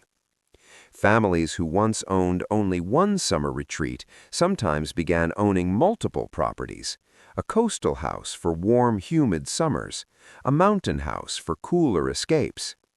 Some wealthier families moved between several locations during one season, following comfort like following weather patterns. The rhythm became even more refined: early summer by the coast, midsummer in the mountains, late summer returning toward the coast again as temperatures shifted. Yet, regardless of location, the lifestyle remained consistent: slow mornings, light meals, gentle exercise, reading, writing, walking. The goal was not productivity. The goal was preservation of composure. In cities like Boston, by contrast, summer working conditions remained difficult for those without means. Factory labor continued despite heat. Workers drank water frequently when available. Public health reforms slowly improved sanitation over time, but change was gradual. Public awareness of heat dangers increased as medical science advanced. The belief in fresh air became even more scientifically supported in some circles. Hospitals began designing wards with better ventilation. Public buildings were constructed with more windows. Still, access to such comfort was uneven. The contrast between urban labor and seasonal elite migration became one of the defining social patterns of the era. But within summer estates, life continued quietly. Afternoons were still reserved for rest. Evening breezes still signaled the return of activity. Dinner still served as the main social event of the day. Guests arrived in modest numbers. They spoke about books, travel experiences, family matters. Politics was discussed politely, rarely aggressively. The tone of conversation remained controlled. As August faded toward September, subtle signals of change returned once more. The sky deepened slightly in color. The angle of sunlight changed. Even ocean waves seemed to carry a different tone of sound, slightly heavier, slightly slower. Families began preparing mentally for return. Children gathered souvenirs, shells, smooth stones, small pressed flowers between book pages. Adults reviewed business obligations waiting in the city. The final days of summer carried a quiet nostalgia, not sadness, not excitement, just recognition of passage. On the last evening at summer estates, families often walked together without speaking much. They watched sunset light fade slowly across water or fields. The air felt slightly cooler at night. The next morning, departure began. Carriages rolled again along familiar roads. Trains carried passengers back toward crowded urban centers. Upon arrival in cities like New York City, the difference was no longer shocking. They had done this many times before. They returned to townhouses. They prepared for autumn's social seasons. They resumed business responsibilities. And summer, once again, became memory. Yet that memory carried comfort, because they knew, without needing to speak it aloud, that in a few short months, planning would begin again. And when heat returned to the city streets, they would once more leave behind the noise, seeking wide skies, moving air, and the long, gentle repetition of summer days that unfolded slowly like breathing. The story, like the seasons themselves, continued forward without rushing, without breaking, always returning to the same quiet rhythm of departure and return. As the 19th century moved closer to its closing decades, summer migration became even more refined, almost invisible in its elegance. The wealthy no longer spoke of leaving the city as something special. It was simply assumed, like closing curtains at night or lighting lamps after sunset. It was part of the natural rhythm of life. In cities such as Chicago, which grew rapidly during this period, summer heat felt heavier because of industrial expansion. Smoke from factories drifted low across neighborhoods. The smell of coal burning mixed with river moisture from the nearby waterways. Evening skies often carried a gray tint during warm months. For wealthy families living in these expanding industrial cities, summer retreat became even more desirable. New wealth created new summer homes. Business owners, railroad investors, and industrial financiers joined older elite families in seasonal migration. Some families preferred the cool coastal winds of Cape May, where Victorian-style seaside homes lined quiet streets facing the Atlantic. Porches were wide and elevated. Chairs were placed facing the ocean so residents could watch waves move in long, slow arcs. The sound of ocean wind passing through wooden porch railings created a soft humming noise. It was almost like breathing. Morning life in these seaside towns followed a slow, ceremonial pattern. Women wore light-colored dresses designed to reflect sunlight rather than absorb it.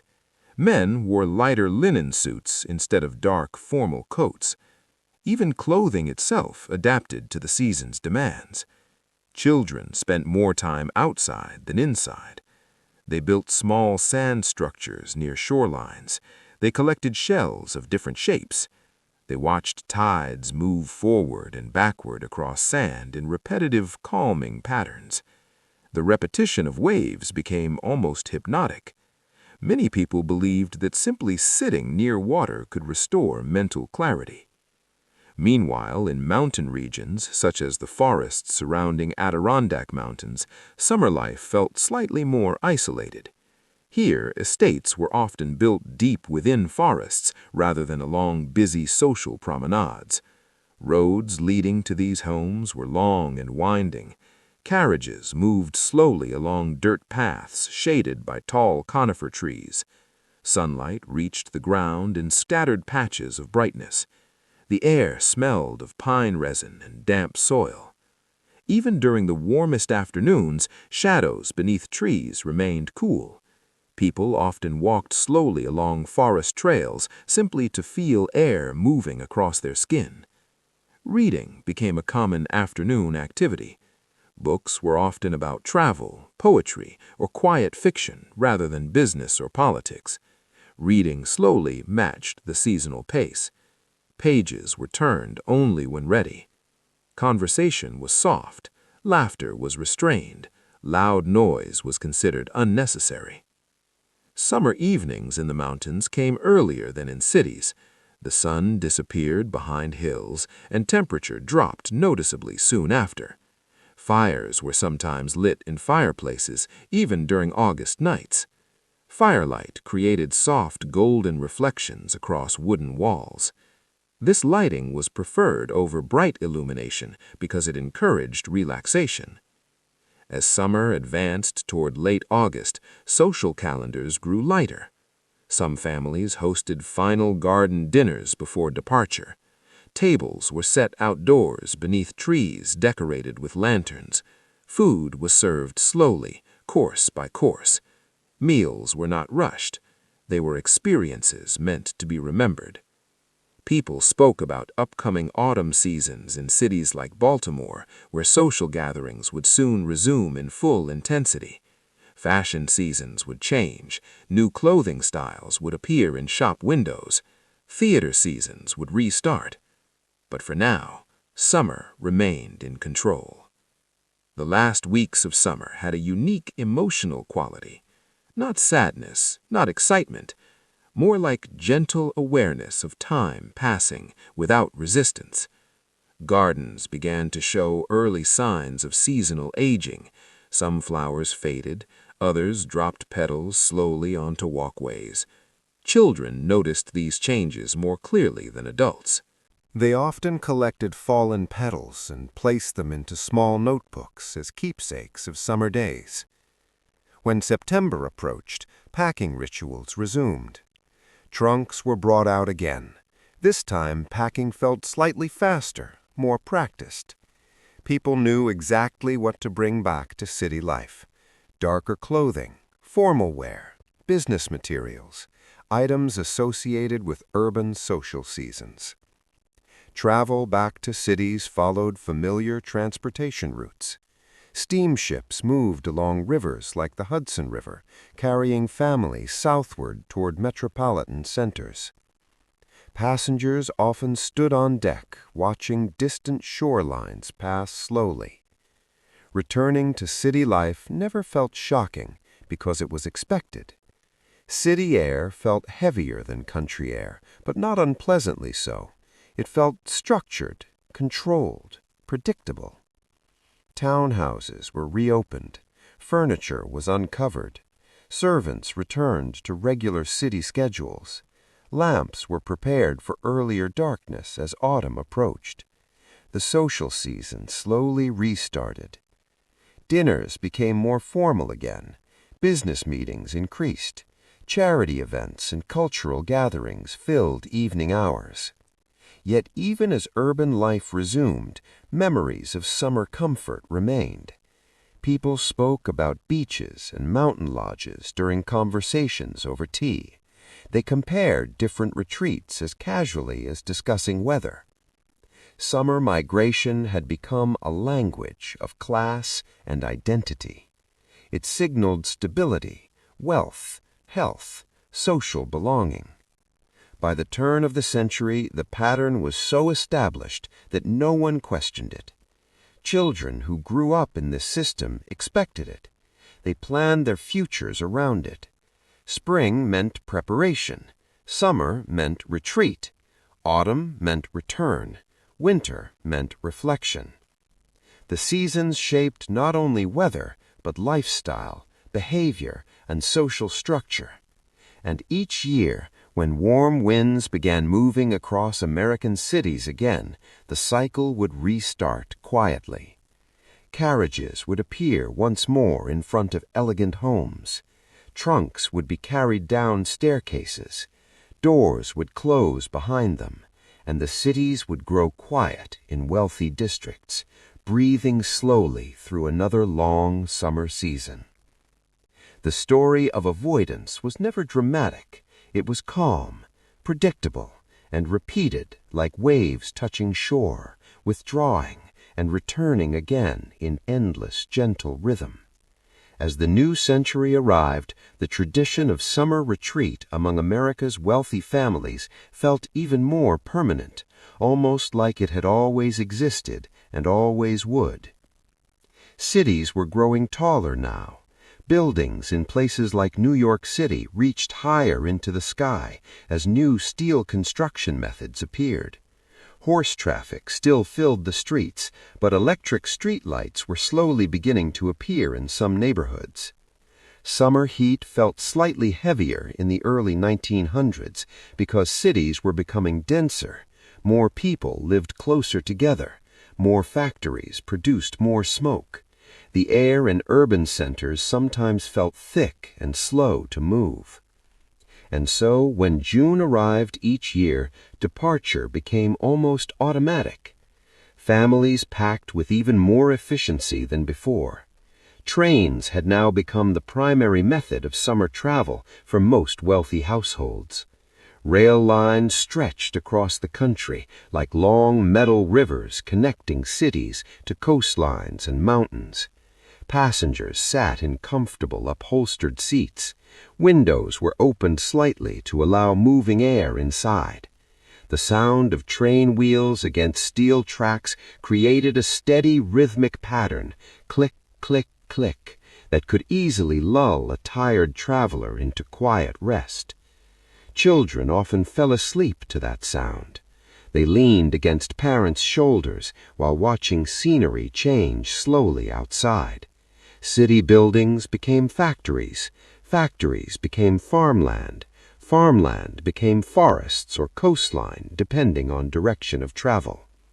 For coastal retreats, places like Atlantic City became popular summer destinations for wealthy families seeking both ocean air and social entertainment. Broad wooden boardwalks stretched along the beach. Hotels and grand summer resorts stood facing the water. Evening promenades were common. People walked slowly in pairs or small groups. Men in light summer suits, women holding parasols decorated with lace edges. The parasols were not only fashion, but function, protecting skin from sun while allowing cool air to move underneath. The ocean breeze carried sounds of distant laughter, music from hotel ballrooms, and the soft crash of waves against wooden pilings. At night, gas lamps along boardwalks created warm pools of light. The light reflected softly on ocean water, making the sea appear to glow faintly in darkness. Inland mountain retreats remained equally popular among families who preferred quieter isolation. The Adirondack region near Lake Placid became known for peaceful luxury lodges surrounded by dense forest. These lodges were built using heavy timber and wide stone foundations to maintain cool interiors during summer heat. Inside, furniture was large and comfortable rather than decorative. Soft armchairs, thick wool rugs even during summer, fireplaces that remained unused but still symbolized warmth and security. Daily routines followed the same gentle pattern everywhere. Morning sunlight, breakfast, light exercise like walking or horseback riding, midday rest, late afternoon social visits, evening meals, quiet night hours. Even social competition among wealthy families became calmer during summer. Instead of competing through business achievement, they competed through subtle displays of taste. Which family had the best garden roses? Which estate had the best view of sunset water? Which house could capture the most pleasant ocean breeze through architecture design? Architects became important figures in elite culture. They designed homes specifically to maximize airflow. High ceilings allowed warm air to rise. Large windows faced prevailing winds. Long hallways helped air move freely through homes. Comfort became a form of sophistication. Meanwhile, in industrial cities like Chicago, summer life for working populations remained very different. Laborers worked long hours despite heat. Public health reforms slowly improved sanitation and water access, but change was gradual. Heat waves still affected crowded neighborhoods more strongly. Public parks became important spaces for relief. Families who could not travel often spent evenings sitting in open green spaces, hoping for cooler nighttime air. The contrast between social classes remained clearly visible but rarely discussed openly in polite society. Summer was treated as personal lifestyle, not political structure. By midsummer, life in retreat communities reached its calmest state. Nothing felt urgent. Children developed friendships with other seasonal children. Adults formed temporary social circles that would dissolve when autumn came. Friendships during summer were often described as seasonal friendships, pleasant but not deeply binding. As August moved forward, subtle emotional shifts began again. People spoke more often about autumn plans. Letters were written more frequently to urban acquaintances. Business matters were reviewed in preparation for return. The air itself felt slightly different. Evenings grew softer. Crickets sounded louder at night. The scent of leaves and earth became more noticeable. These small environmental signals were deeply felt by people who spent their lives paying attention to seasonal comfort. Packing began once more, not hurriedly, just carefully. Clothing was sorted, books were selected for travel.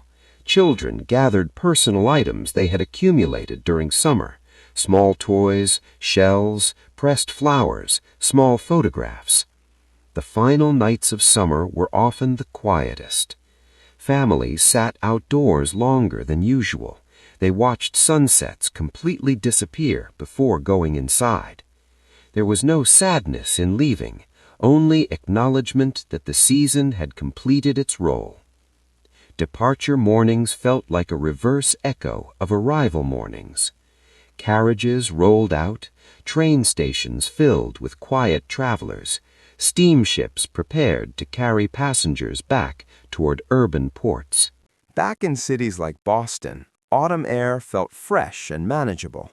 Windows were reopened, fires prepared for colder months, social life resumed fully. And once again, summer became memory. But it was never forgotten, because every winter conversation, every spring preparation, every social calendar planning session contained the quiet promise of future summer escape. The wealthy had built their lives around movement between environments, between heat and coolness, between noise and silence, between crowd and space. And as long as summer heat returned to American cities, so too would the quiet migration away from them. The cycle remained unbroken, steady, gentle, like breathing slowly in and out across generations of time. As the 20th century advanced further, the tradition of summer migration did not disappear. It simply became quieter, more normalized, woven deeply into American upper-class culture like an invisible thread connecting generations. Automobiles began replacing carriages for many wealthy families traveling to summer homes. In cities like New York City, the sound of early automobiles added a new rhythm to urban streets, softer than horses' hooves, but still present, a gentle mechanical hum moving slowly through summer heat. Families now packed trunks into automobiles rather than onto carriage racks. Leather suitcases sat carefully in car compartments. Children sat in back seats, watching city streets shrink through rear windows. Travel felt slightly faster than before, yet still slow enough to allow thinking. Road trips themselves became part of the summer experience. Highways and improved roads stretched outward from cities toward coastal towns such as Hyannisport and other New England seaside communities. The road journey carried its own relaxation. Fields moved past windows in slow waves of green and gold. Telephone poles passed in regular spacing like quiet musical beats. Radio music sometimes played softly inside cars, mixing with the sound of wind through slightly open windows. Summer houses during this period became more modern but kept their purpose. Airflow was still important, even with early fans appearing in homes. Wealthier families sometimes installed electric fans in bedrooms and parlors, their slow spinning blades creating a soft, continuous whisper of air movement. But many still preferred natural wind. Open windows, wide verandas, screened porches, these remained essential architectural features. In coastal summer towns like Cape Cod, life followed its traditional slow pattern. Fishing boats left harbor early in the morning. Their engines created distant low sounds across calm water. By afternoon, boats returned with catches that would be prepared for evening meals. Fresh seafood became a central part of summer cuisine. Meals were simpler than winter feasts. Grilled fish, light soups, fresh vegetables, fruit desserts using berries picked locally. Food was meant to be easy to digest during warm weather. The culture of comfort extended to clothing as well. Men wore lighter suits made from breathable fabrics. Women wore summer dresses designed with lighter fabrics and looser structures than winter clothing. Even social etiquette relaxed slightly. People still maintained polite speech and formal manners, but conversation flowed more naturally during summer evenings outdoors. Children of wealthy families continued learning social behavior during these seasons. They learned how to greet guests, how to sit properly in outdoor chairs, how to participate in conversation without dominating it. Summer was as much education as relaxation. In mountain retreat regions like the Adirondacks near Lake George, summer nights were especially quiet. The sound of insects filled darkness like soft static noise. Lake water reflected moonlight across still surfaces.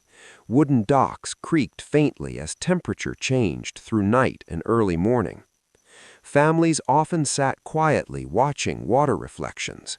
There was little need for conversation. Silence itself was valued. Meanwhile, cities like Chicago continued growing industrially. Skyscrapers became more common.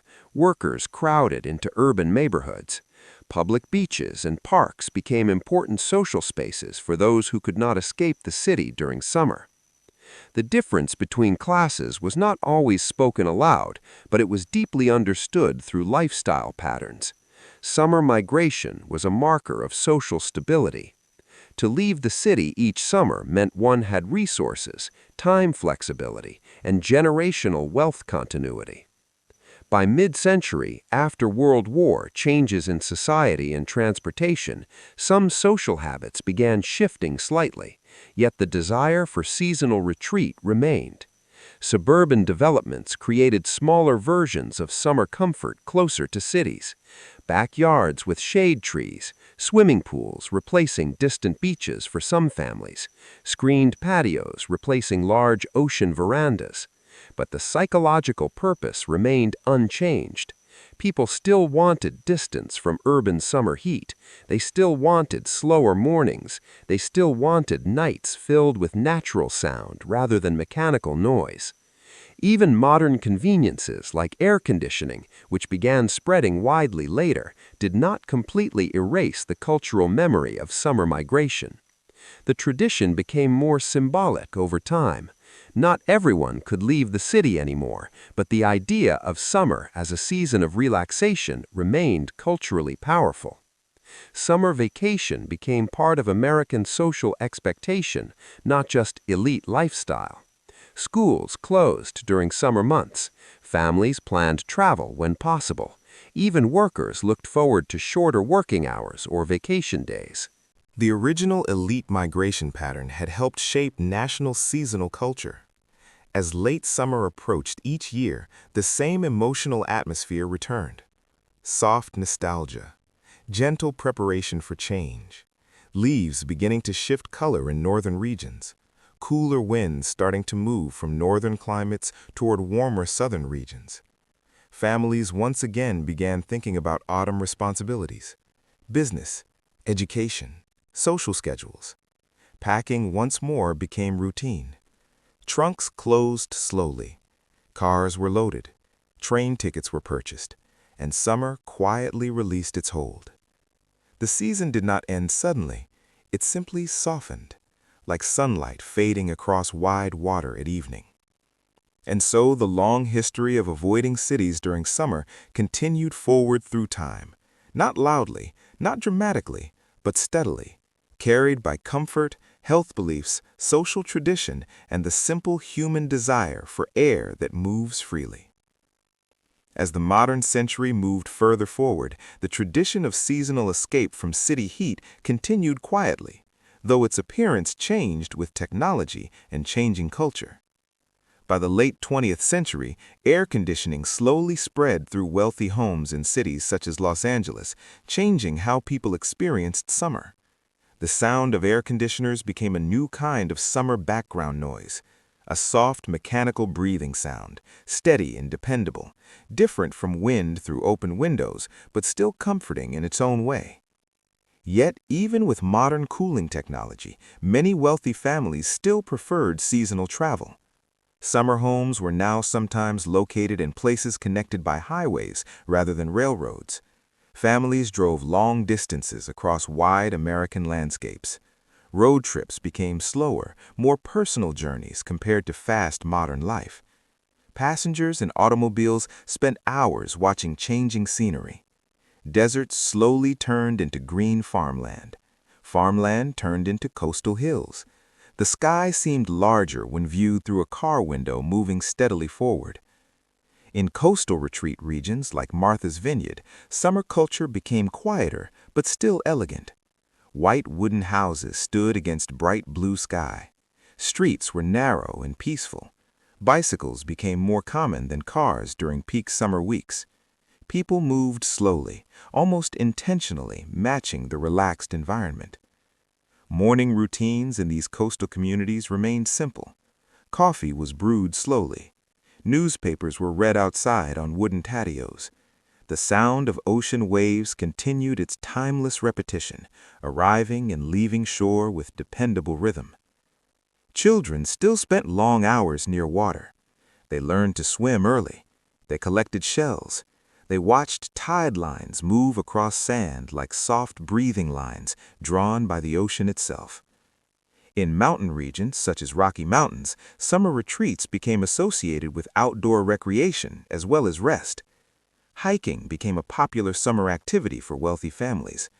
Trails moved upward through pine forests and rocky slopes. Air grew cooler as elevation increased. The smell of wildflowers mixed with mountain wind. Adults walked slowly, children ran ahead and then stopped to wait, listening to birds calling across valleys.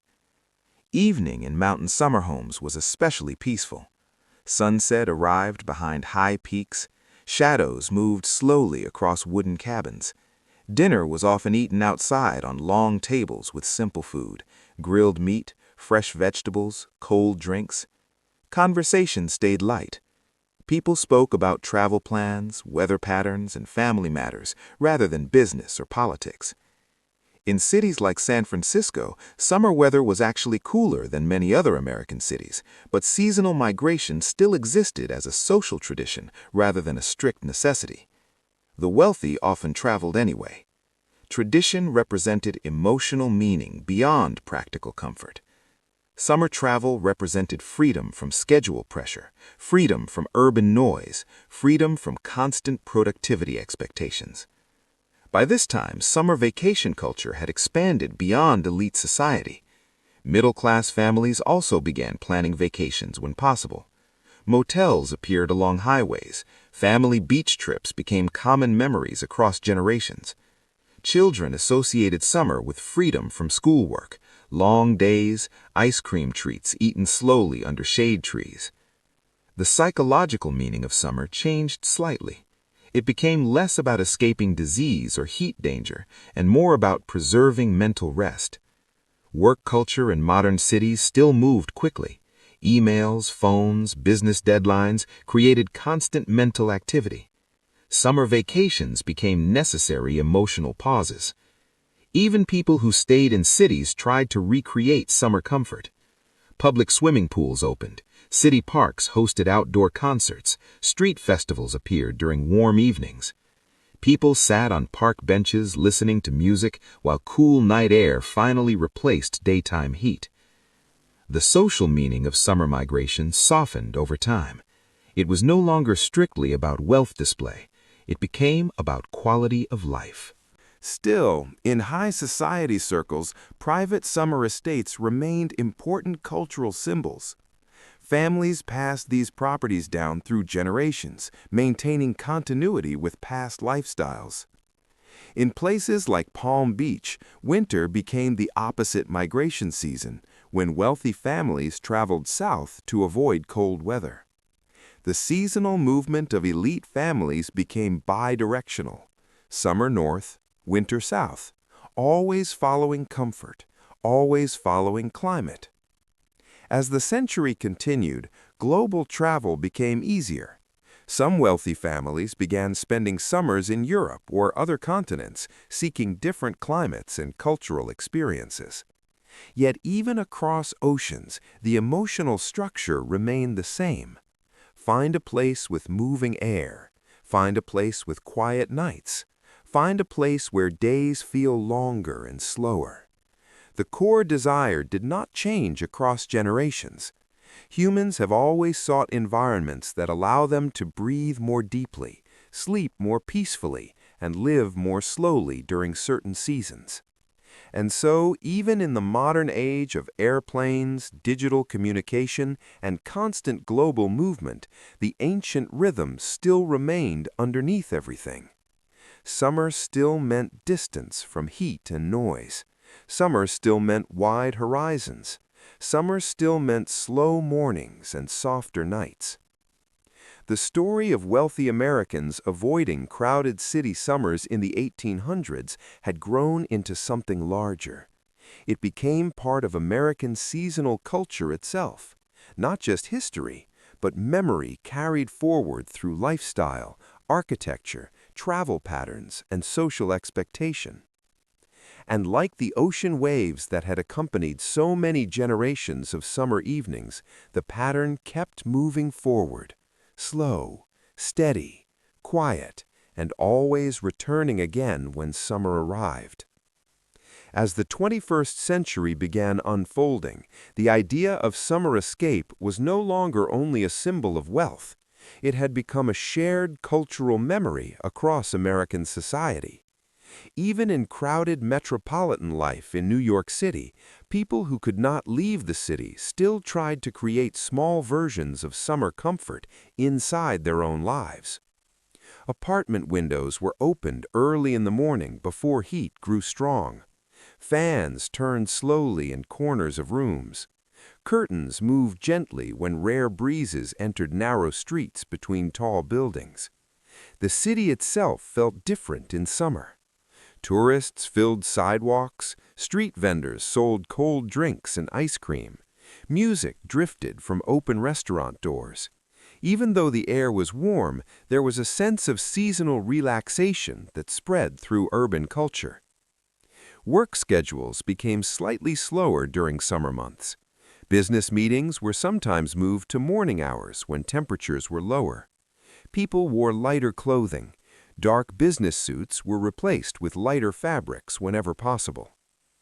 Meanwhile, traditional summer retreat culture still remained strongest among wealthy families living in coastal and suburban communities.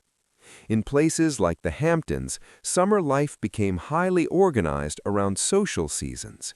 Homes were large and open, lawns were carefully maintained, gardens were designed to look natural but were actually carefully planned. Morning routines in these communities were extremely peaceful. People woke slowly. Breakfast was often eaten outdoors on wooden patios. Coffee steamed gently in cool morning air, while newspapers were read with quiet attention. Children still followed seasonal traditions.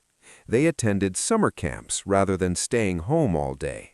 Summer camps became an important cultural institution in American society. At camps near forests and lakes, children learned independence in a controlled environment. They learned how to build small fires safely, how to swim, how to move quietly through nature without disturbing wildlife. Even these camps reflected the original purpose of summer migration: rest, growth, fresh air, social development away from urban pressure. In coastal summer towns, afternoons were often the quietest part of the day. Between 1 p.m. and 4 p.m., many people rested indoors. This was especially common in humid coastal regions where heat felt heavier. Houses were designed to encourage this afternoon stillness. Rooms were oriented to avoid direct sunlight during peak heat hours. Shaded porches became temporary living rooms. Ceiling fans moved slowly overhead, pushing warm air upward. Late afternoon became the most active time of day. People walked along beaches or visited neighbors. Social interaction increased when heat began to soften. Dinner was still the main social event of the evening. Meals were eaten slowly. Conversation moved gently between topics: family news, travel experiences, books, art, and summer plans. Modern technology slowly changed summer experience but did not remove its emotional meaning. Telephones allowed families to stay connected with city business even while away. Later, mobile technology would allow constant communication. But many people still tried to maintain summer separation mentally. They wanted summer to feel different from the rest of the year. Some families created digital boundaries. Others simply turned off work notifications. The psychological purpose of summer retreat remains similar to the 1800s version: distance from stress, distance from heat, distance from noise. In mountainous regions such as the Appalachian Mountains, summer tourism also increased. Hotels and lodges hosted visitors who wanted cooler air without owning private estates. People hiked, fished, and spent long hours sitting on wooden cabin porches, watching mist move across hills in early morning light. Mist itself became a symbol of calmness. It moved slowly through valleys like soft breathing. By late summer each year, subtle emotional patterns returned across American culture. People began talking about school, work return schedules, and autumn plans. Stores started displaying early fall clothing, even while summer heat still remained. This transition period was always emotionally soft rather than sudden. Summer did not end loudly. It faded, like light slowly dimming across long afternoons. As September approached, cities slowly filled again with returning families. Streets in wealthy neighborhoods became lively once more. Social seasons restarted, cultural events, theater performances, and charity gatherings resumed. The return to city life felt structured rather than harsh. People brought with them memories of summer relaxation. Sunlight memories, ocean memories, mountain air memories. and those memories helped them endure winter and spring until summer would return again. Across centuries, American seasonal culture continued following this quiet rhythm. Technology changed, transportation changed, architecture changed, but the human desire for comfort seasonal did not change. People still wanted spaces where air could move freely, where days could be slower, where nights could be quieter, and where, for a few months each year, life could feel softer and more gentle. The tradition of avoiding crowded city summers had transformed from survival strategy into cultural habit, then into emotional lifestyle. And like the long, slow movement of ocean tides against American shores, the pattern continued forward through time. Quiet, stable, and always ready to begin again when summer returned. As time moved deeper into the 21st century, summer migration changed form again, becoming less about physical distance and more about emotional and lifestyle distance. In many large American cities, including Seattle, wealthy and middle-class families began blending remote work with seasonal travel. People could now work from quiet coastal towns while still staying connected to urban offices through digital networks. This created a softer version of the old migration pattern. Instead of completely leaving the city, many families divided their time more fluidly. They spent mornings working inside quiet homes, with windows open to allow natural light. They spent afternoons walking near water or sitting in shaded outdoor spaces with laptops resting on wooden tables. Technology created a strange balance. Life was faster in communication, but slower in physical movement. Summer homes in places like Santa Barbara became popular because of their mild coastal climate. The temperature rarely grew extreme, allowing people to experience summer warmth without heavy discomfort. Architecture in these regions focused heavily on outdoor living. Houses had large sliding glass doors, courtyards replaced enclosed hallways. Gardens became extensions of living rooms. Families moved between indoor and outdoor spaces naturally throughout the day. Morning routines in these modern summer homes remained very peaceful. Coffee was prepared slowly. Birds can often be heard more clearly in coastal regions because urban noise was distant. The sound of waves replaced traffic sound. People read news quietly on screens instead of paper newspapers, but the emotional experience was similar to earlier centuries. Awareness of global climate change also changed how people thought about summer comfort. Heat waves became more intense in some regions of the United States. Cities occasionally experienced dangerous summer temperatures, making cooling spaces more important for public health. Public cooling centers were established in some urban neighborhoods to help elderly populations and low-income residents survive extreme heat. This reminded society, in a modern way, of the original purpose behind elite summer migration centuries earlier: survival through environmental comfort. Meanwhile, luxury summer travel expanded globally. Some American families began spending summers in European coastal regions, such as Nice along the Mediterranean Sea. Mediterranean summer life followed a similar slow rhythm. Afternoons were quiet. Shops closed during peak heat hours. People walked along coastal promenades in the evening when air cooled slightly. Dinner times were late. Meals could begin after sunset, stretching social interaction deep into night hours under soft outdoor lighting. Children played near beaches until darkness approached slowly across the horizon. The emotional tone of summer remained remarkably consistent across continents. Slow days, warm air, soft conversations, water nearby whenever possible. Even in urban life today, people tried to recreate these sensations. Urban rooftop gardens became popular. Apartment balconies were filled with plants. Artificial fountains were installed in some public spaces to create soothing sound environments. Psychologists began studying seasonal mood effects more carefully. They found that people often felt mentally lighter during summer months when sunlight exposure increased. Sleep patterns sometimes changed naturally with longer daylight hours. Summer became associated not just with travel, but with mental restoration. As August approached each year in modern America, social media posts often reflected similar themes. Photos of beaches, photos of mountains, photos of quiet mornings with coffee cups and sunrise light. The cultural memory of historical summer retreat still influenced behavior even when people did not consciously think about it. The old elite migration pattern had transformed into a broader human seasonal rhythm. Work slower when possible. Travel when possible. Spend time near natural environments when possible. Cities like Miami showed another modern seasonal pattern. Winter became their busy season because wealthy visitors from colder regions traveled south to escape cold weather. Thus, migration patterns reversed depending on climate needs. Humans continued following comfort. Not necessarily wealth alone, but comfort itself. As summer nights continued in modern America, people still enjoyed the same simple pleasures that had existed for centuries. Soft evening air, slow conversations, lights glowing in windows, the distant sound of water if available.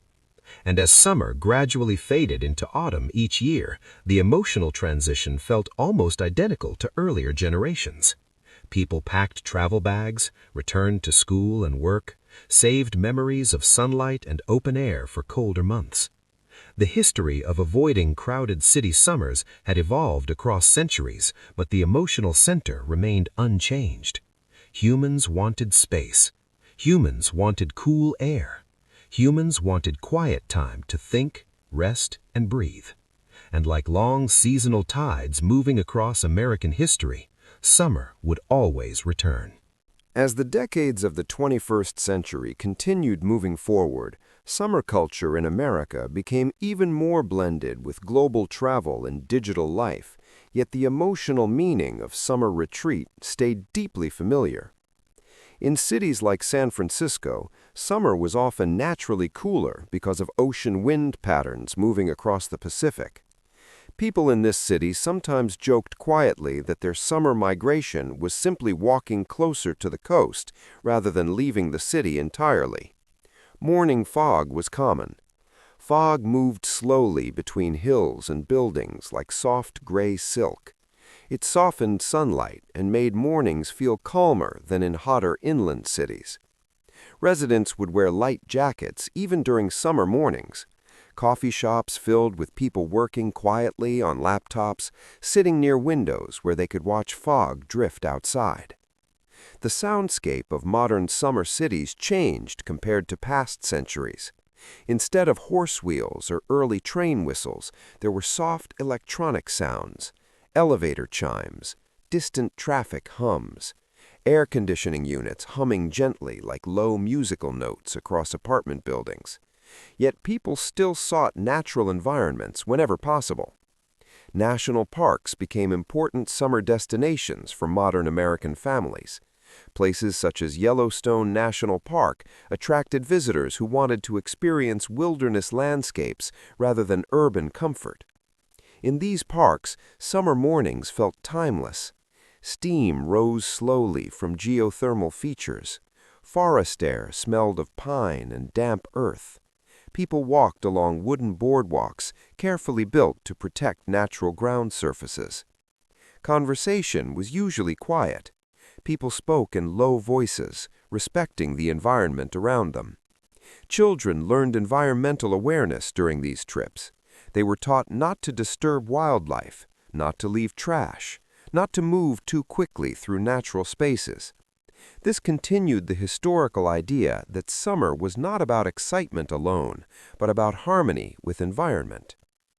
Modern luxury summer culture also expanded into private island travel. Some wealthy families traveled to locations such as Nantucket, where historical coastal architecture remained preserved. The island lifestyle was intentionally slow. Cars were limited in some areas. People walked or rode bicycles along quiet streets lined with white wooden houses and flowering gardens. Even modern wealth did not always seek loud display during summer months. Instead, subtle elegance became more valued. Simple clothing, natural colors, relaxed social gatherings. Evening dinners were often held outdoors under soft lighting. Conversation moved slowly from topic to topic. People spoke about travel memories, family stories, and future plans.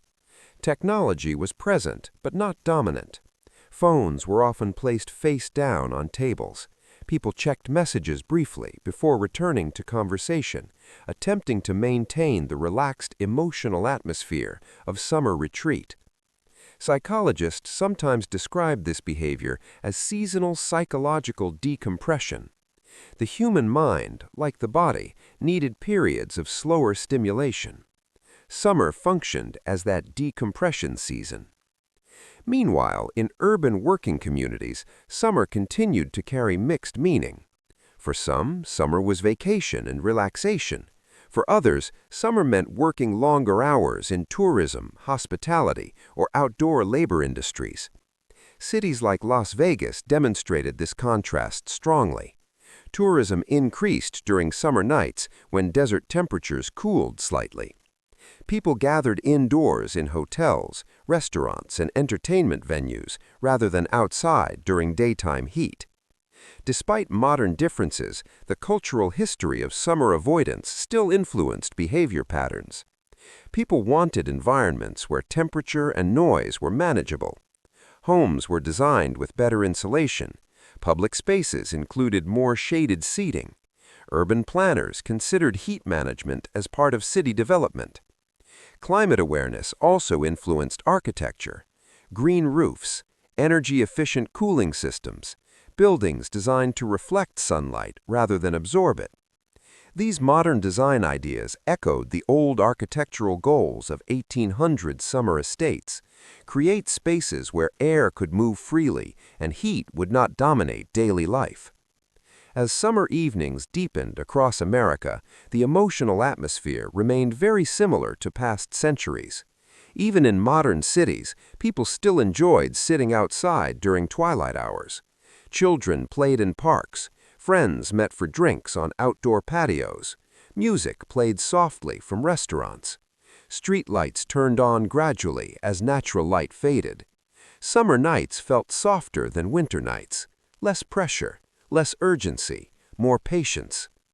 The long historical story of summer avoidance had transformed from elite survival strategy into shared cultural rhythm. People no longer had to leave cities to survive summer heat, but they still wanted to. Because summer was no longer only about physical comfort, it was about emotional rest. And as long as summer sunlight continued warming American cities each year, people would continue searching for spaces where air could move freely, where noise could soften, and where time could feel just a little slower. Like ocean waves touching shore and then retreating again. Quiet, predictable, endless in repetition. As the modern world moved deeper into the digital age, summer retreat culture became even more quiet and personal, almost invisible compared to the grand migrations of the 1800s.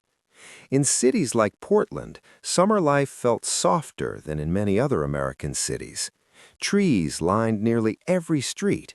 Shade from tall green canopies helped protect sidewalks from intense sunlight.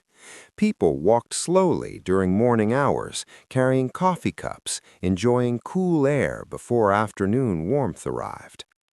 Urban residents who could not travel still created small seasonal rituals.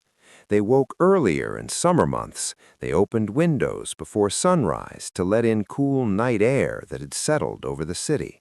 They closed windows again before midday heat grew strong. These small behaviors were modern versions of the 1800s elite migration philosophy. Control environment when possible, adapt to season rather than fight it. Meanwhile, traditional summer vacation destinations remained important social spaces. Places like Mackinac Island continued preserving slow lifestyle traditions. Cars were restricted on the island, allowing transportation by bicycle, horse carriage, or walking. The sound of horse hooves on pavement replaced modern traffic noise. This created a peaceful acoustic environment. Visitors often said time felt slower there. Morning life on the island began with bakery smells drifting through small streets. Fresh bread, pastries, and coffee created comforting sensory experiences. Tourists and residents moved slowly, matching the island's pace. Water surrounding the island reflected sunlight in soft, shimmering patterns. Children still experienced summer in ways similar to earlier centuries. They spent long hours outside. They collected memories through physical activity rather than digital entertainment. Fishing, swimming, hiking, exploring parks, these activities connected modern childhood to older cultural traditions. In wealthy suburban regions near cities like Chicago, summer migration had transformed into weekend travel rather than long seasonal relocation. Families drove to nearby lakes instead of owning distant summer estates. Lake houses became popular symbols of modern comfort. Morning routines at lake houses were simple and quiet. Coffee was drunk slowly on wooden docks. Water moved gently against shorelines. Boats rocked softly with waves created by wind rather than engine power. Evening life became the highlight of summer days. As temperature cooled slightly after sunset, families gathered outdoors. Grills were used to cook simple meals. Conversations lasted longer because people did not feel rushed. Fireflies appeared in darker areas near grass and water edges, blinking softly like small natural lights. Technology still existed, but it was used more carefully during summer evenings. People tried to maintain emotional distance from work stress. Some families created rules about phone usage during dinner. Psychologists often observed that summer still acted as a psychological recovery season in modern society. Sunlight exposure improved mood for many people. Outdoor movement improved sleep patterns. Social interaction outside office environments reduced mental fatigue. Climate change also began shaping modern summer migration behavior. Some regions experienced stronger heat waves. People became more conscious of hydration, shade access, and air quality. Public cooling architecture expanded. Cities built more shaded walkways. Parks added water features. Buildings used reflective materials to reduce heat absorption. These changes echoed historical summer estate design principles. Allow air to move, reduce heat buildup, provide space for relaxation. In global travel culture, Americans also began spending summers abroad more frequently. European coastal towns such as Barcelona became popular destinations. Here, summer life followed Mediterranean rhythm. People stayed indoors during hottest afternoon hours. Shops closed briefly. Streets became quiet. Life restarted later in evening. Dinner times were late and social. Restaurants filled with conversation and music after sunset when temperatures cooled. Across all these modern variations, one theme remained constant. Summer was still about slowing down. Whether in luxury estates, suburban homes, urban apartments, or international travel destinations, people continued searching for environments where life felt easier during warm months. The historical story of wealthy Americans leaving cities during summer in the 1800s had grown into something larger than class culture. It had become part of human seasonal behavior, a shared instinct.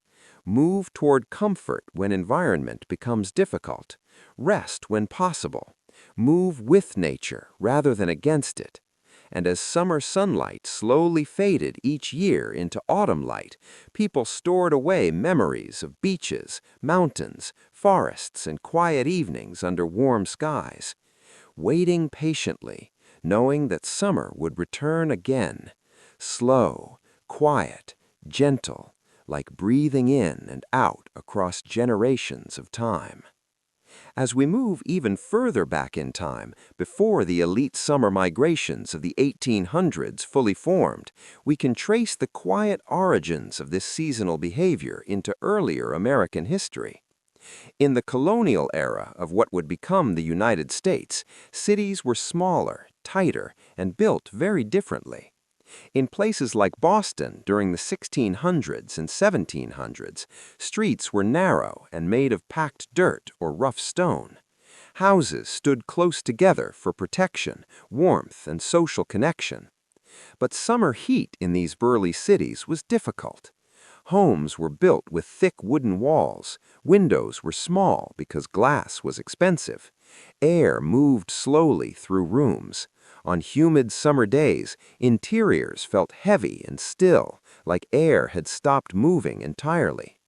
People at that time did not yet have modern scientific understanding of climate health, but they understood comfort through experience. Wealthier colonial families began developing early versions of summer retreat behavior. They traveled to countryside farms or coastal settlements during the hottest months. In coastal colonial regions near Charleston, wealthy plantation families spent summers in homes designed with high ceilings and wide porches. These homes were influenced by both European architecture and local climate adaptation. Porches became important living spaces. Families would sit outside in evenings when sea breezes moved inland from the Atlantic Ocean. The breeze carried moisture, salt scent, and cooling air across marshlands and fields. Evenings were quieter in these spaces. Crickets replaced city street noise. Wind moved slowly through wooden porch columns. Lantern light flickered softly against white-painted walls. In early American society, summer retreat was not yet a fully organized social system. It was more practical than cultural. It was about survival. Heat in early colonial cities could worsen disease spread. Medical understanding at the time linked stagnant air with illness. Many believed that fresh air helped protect the body from fever and infection. Thus, early summer migration was partly medical belief and partly comfort instinct. In rural colonial regions, summer life already felt naturally aligned with season change. Farms operated according to sunlight patterns. Farmers woke before sunrise when air was still cool. Work happened early in the day. Midday was often reserved for rest under shade trees. Children played quietly in grassy fields. They learned seasonal rhythms through nature rather than formal education alone. By the time of early American independence and the late 1700s, elite social culture began forming more structured seasonal travel patterns. In cities like Philadelphia, political and business leaders began adopting European-style social seasons. Winter and spring were for city social life. Summer became time for countryside escape. European influence was strong during this period, especially from British social customs. Wealthy American families often looked to British aristocratic lifestyle models, where countryside estates were preferred during warmer months. Over time, this behavior became socially expected rather than purely practical. Owning or renting summer property became a sign of social success. As the 1800s approached, transportation improved. Horse-drawn travel became faster. Later, railroads would transform summer migration completely. But in early America, travel was slow and quiet. Carriages moved along dirt roads. Dust rose behind wheels in small clouds. Travelers stopped frequently to rest horses and themselves. Travel time became part of summer experience. Travelers watched landscapes change slowly. Forests gave way to fields. Rivers appeared and disappeared again behind hills. Sky felt wider. Sky felt wider when viewed from open countryside roads. This slow travel matched the emotional purpose of summer migration. Summer was not meant to feel rushed. It was meant to feel extended. As American society entered the 1800s, the summer migration culture we have been exploring became fully established among wealthy urban families, and that long historical thread continued forward into modern life. Even today, the emotional memory of those early colonial behaviors remains inside American culture. People still want space during summer, still want air that moves, still want nights that feel quieter and longer. Like history itself, moving slowly through time, repeating patterns of comfort, survival, and rest. And the story of summer avoidance, relaxation, and retreat continued quietly across centuries, carried forward by human instinct more than by social rule. As the 1800s progressed deeper into American history, summer migration became more organized, more visible, and more closely tied to social identity among wealthy urban families.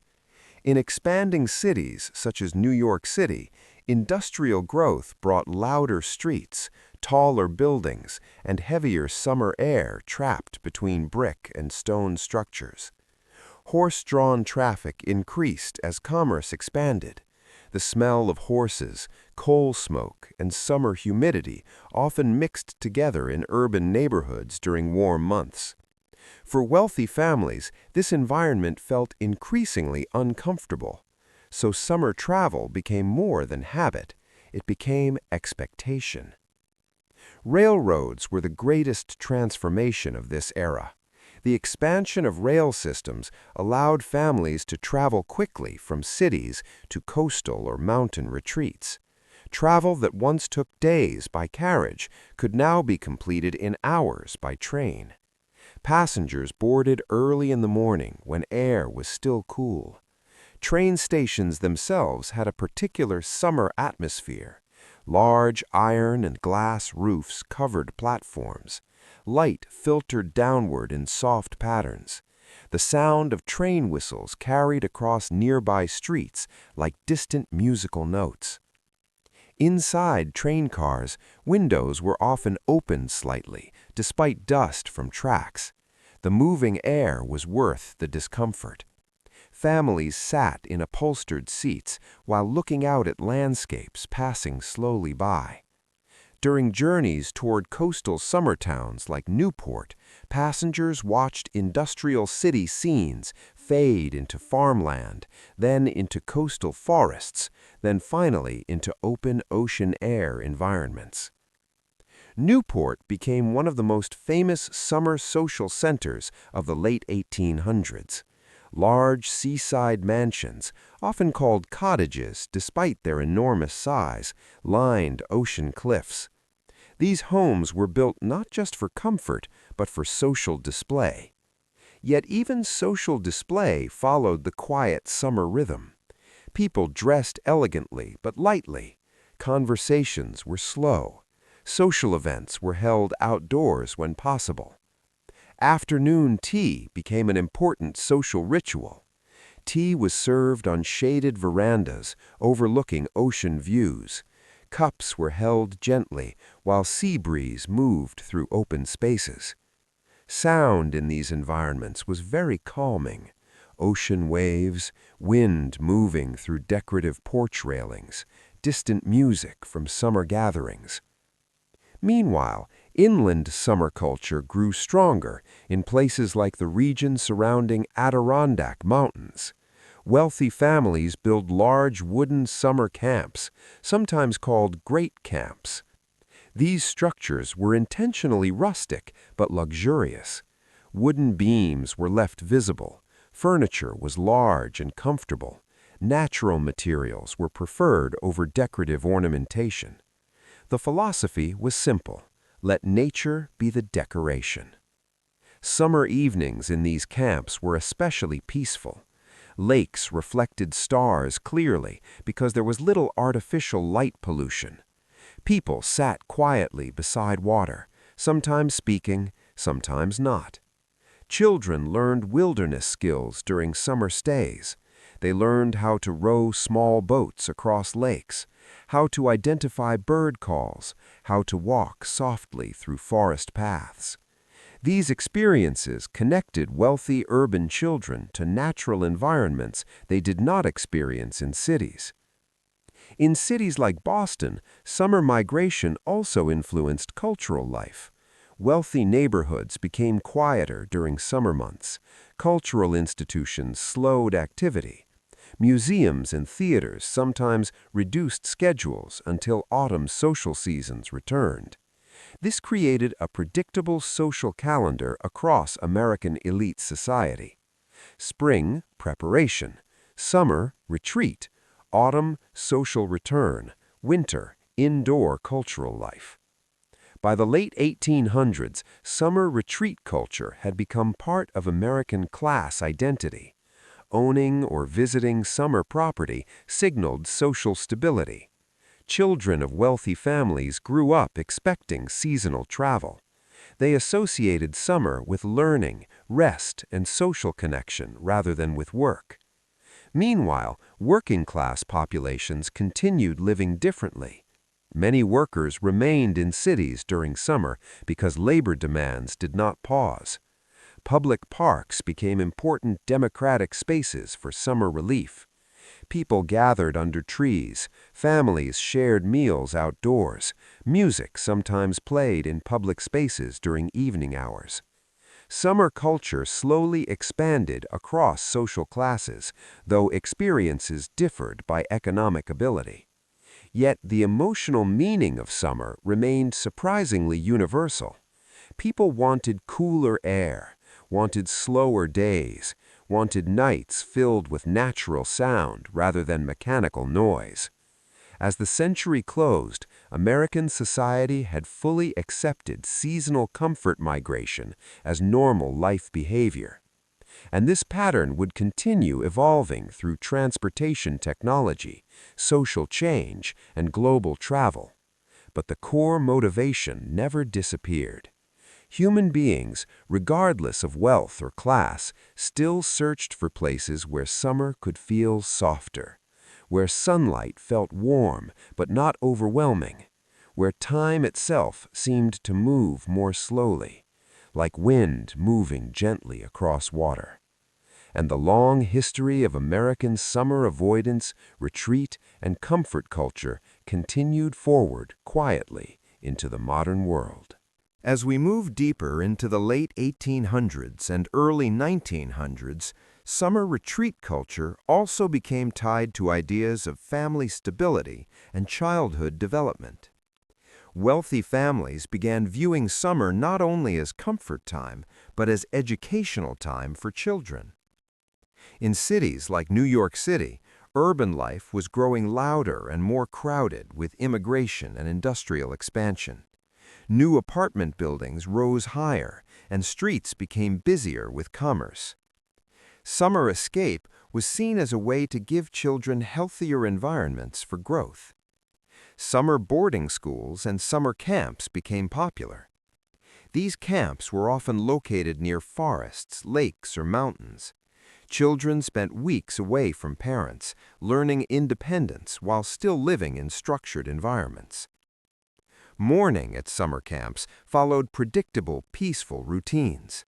Children woke to soft sunlight filtering through cabin windows.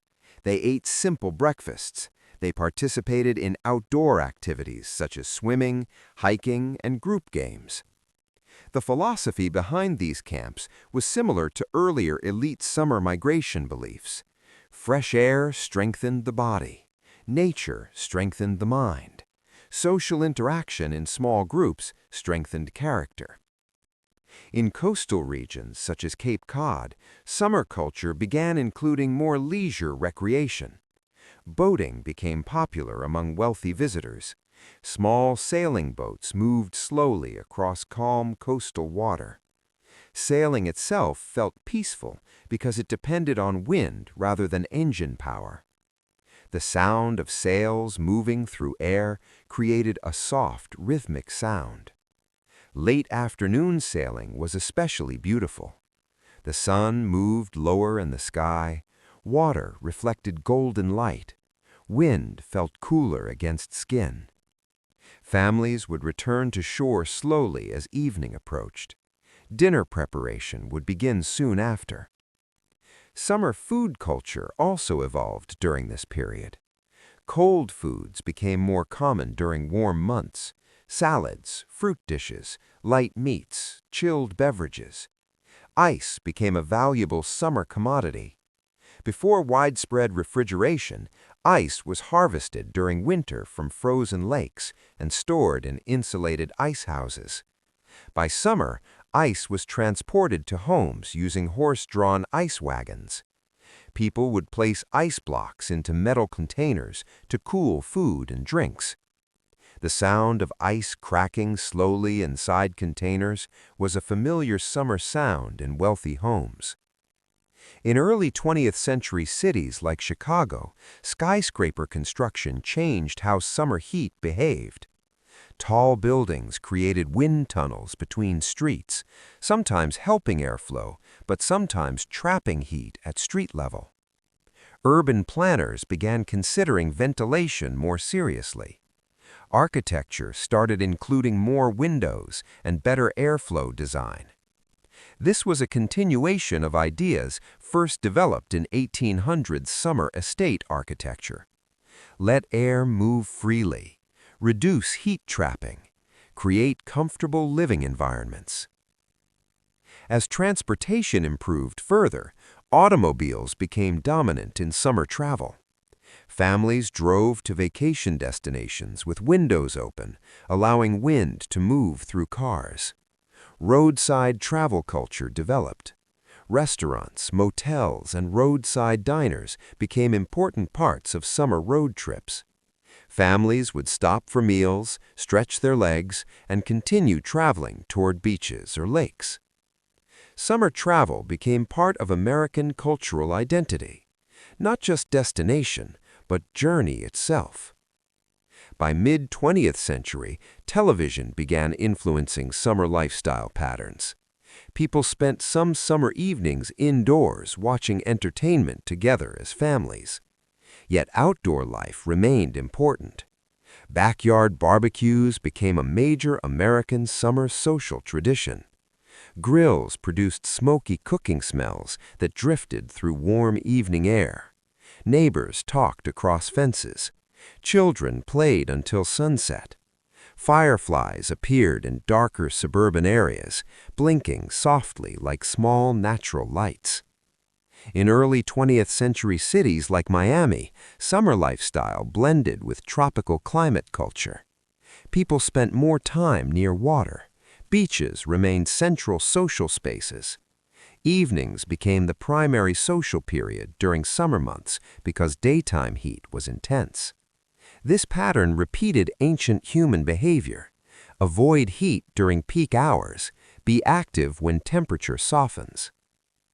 By modern times, summer migration culture had transformed into flexible lifestyle migration.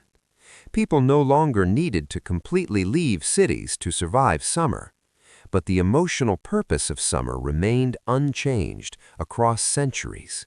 Rest, recovery, connection with nature, and the quiet comfort of slower days beneath warm sunlight.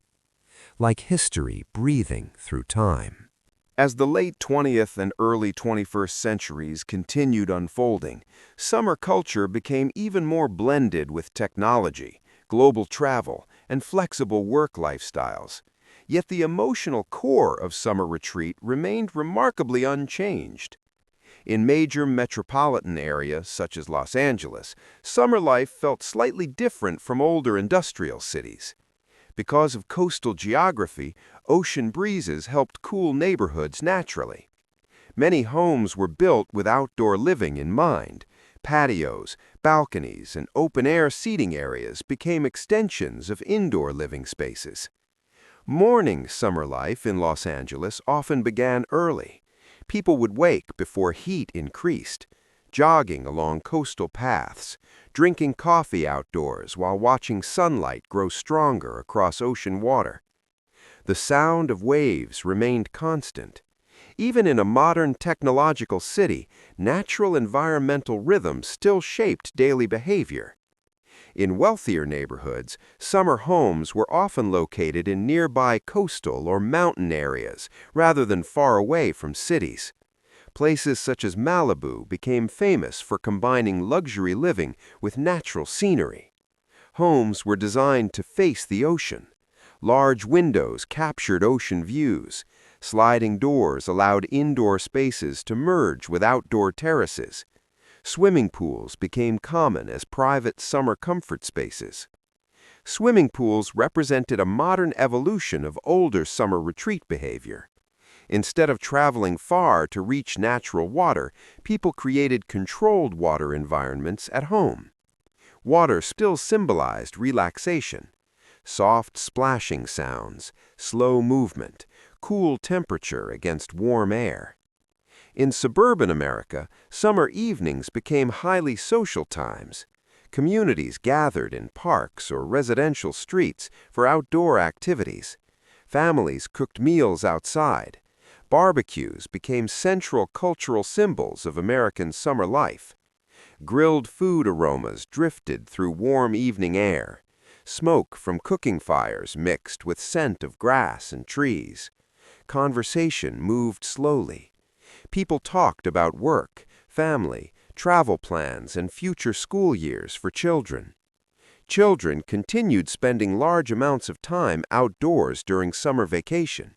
Even with digital entertainment available, many families encouraged outdoor play.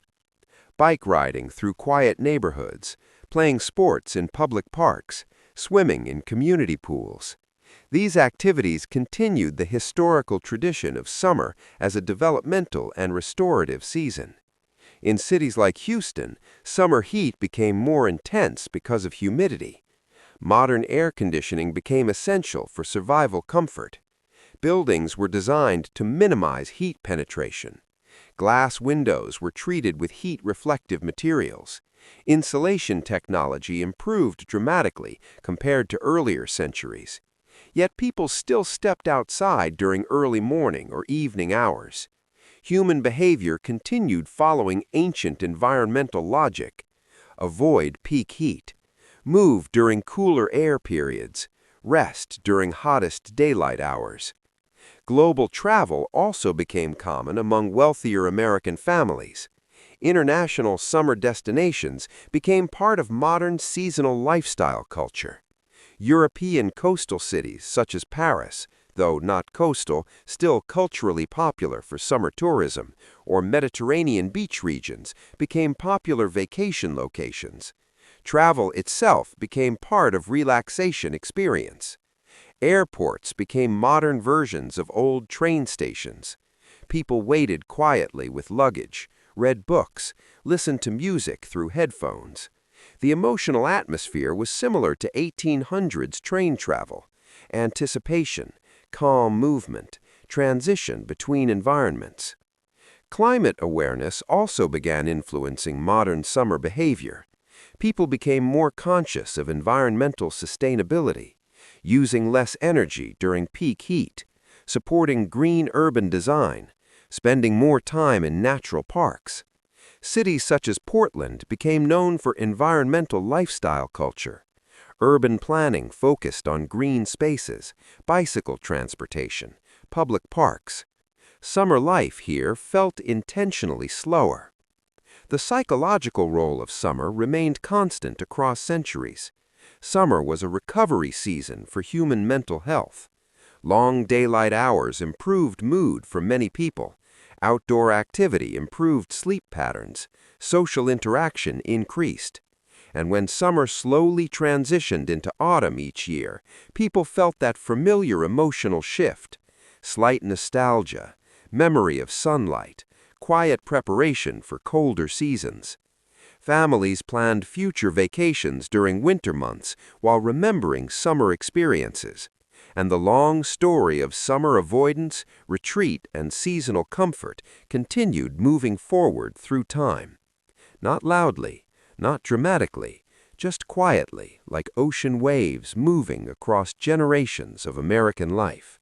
As we move deeper into the present century, summer culture continues to evolve, but the emotional psychology behind it remains very ancient. In modern metropolitan life, especially in New York City, summer days feel slightly different from older industrial summers. Air pollution has decreased compared to early industrial history, but urban density still creates warm air pockets between tall buildings. These pockets of heat are sometimes called urban heat islands. On hot summer afternoons, sidewalks absorb sunlight during the day and slowly release heat at night. People walking through these streets often move more slowly than in winter months. Steps become softer. Conversation becomes quieter. Coffee shops keep doors open to allow air movement. Inside apartments, air conditioning creates small personal climate environments. People retreat into controlled indoor comfort spaces during peak heat hours, much like wealthy families once retreated to summer estates in the 1800s. The pattern is psychologically identical if technology has changed. Control environment, preserve energy, avoid environmental discomfort when possible. Meanwhile, modern coastal lifestyle culture continues growing in places like San Diego. This city is known for mild climate conditions year-round. Summer life here feels softer than in many other American cities. People wake early to exercise near ocean trails. Joggers move along beaches, while mist from ocean waves lightly touches skin in morning air. Breakfast cafes open early to serve people before heat increases. Later in the day, many people move indoors or into shaded outdoor patios. Even in modern luxury homes, outdoor living spaces remain important. Fire pits, outdoor kitchens, and shaded lounge areas allow social life to continue without direct exposure to sun. Evening is still the most socially active time during summer. Restaurants fill with people eating outside. Street music sometimes plays in tourist areas. The sound of laughter mixes with distant traffic noise and wind moving through city streets. In modern suburban regions surrounding cities like Dallas, summer lifestyle focuses heavily on indoor cooling and evening outdoor activity. Backyard swimming pools remain very popular. Families spend afternoons indoors watching television, reading, or resting. Then, after sunset, outdoor social life begins. Children play outside until darkness arrives. Adults cook food on grills. Summer food culture continues carrying historical patterns. Cold drinks, fresh vegetables, light meals compared to winter-heavy foods.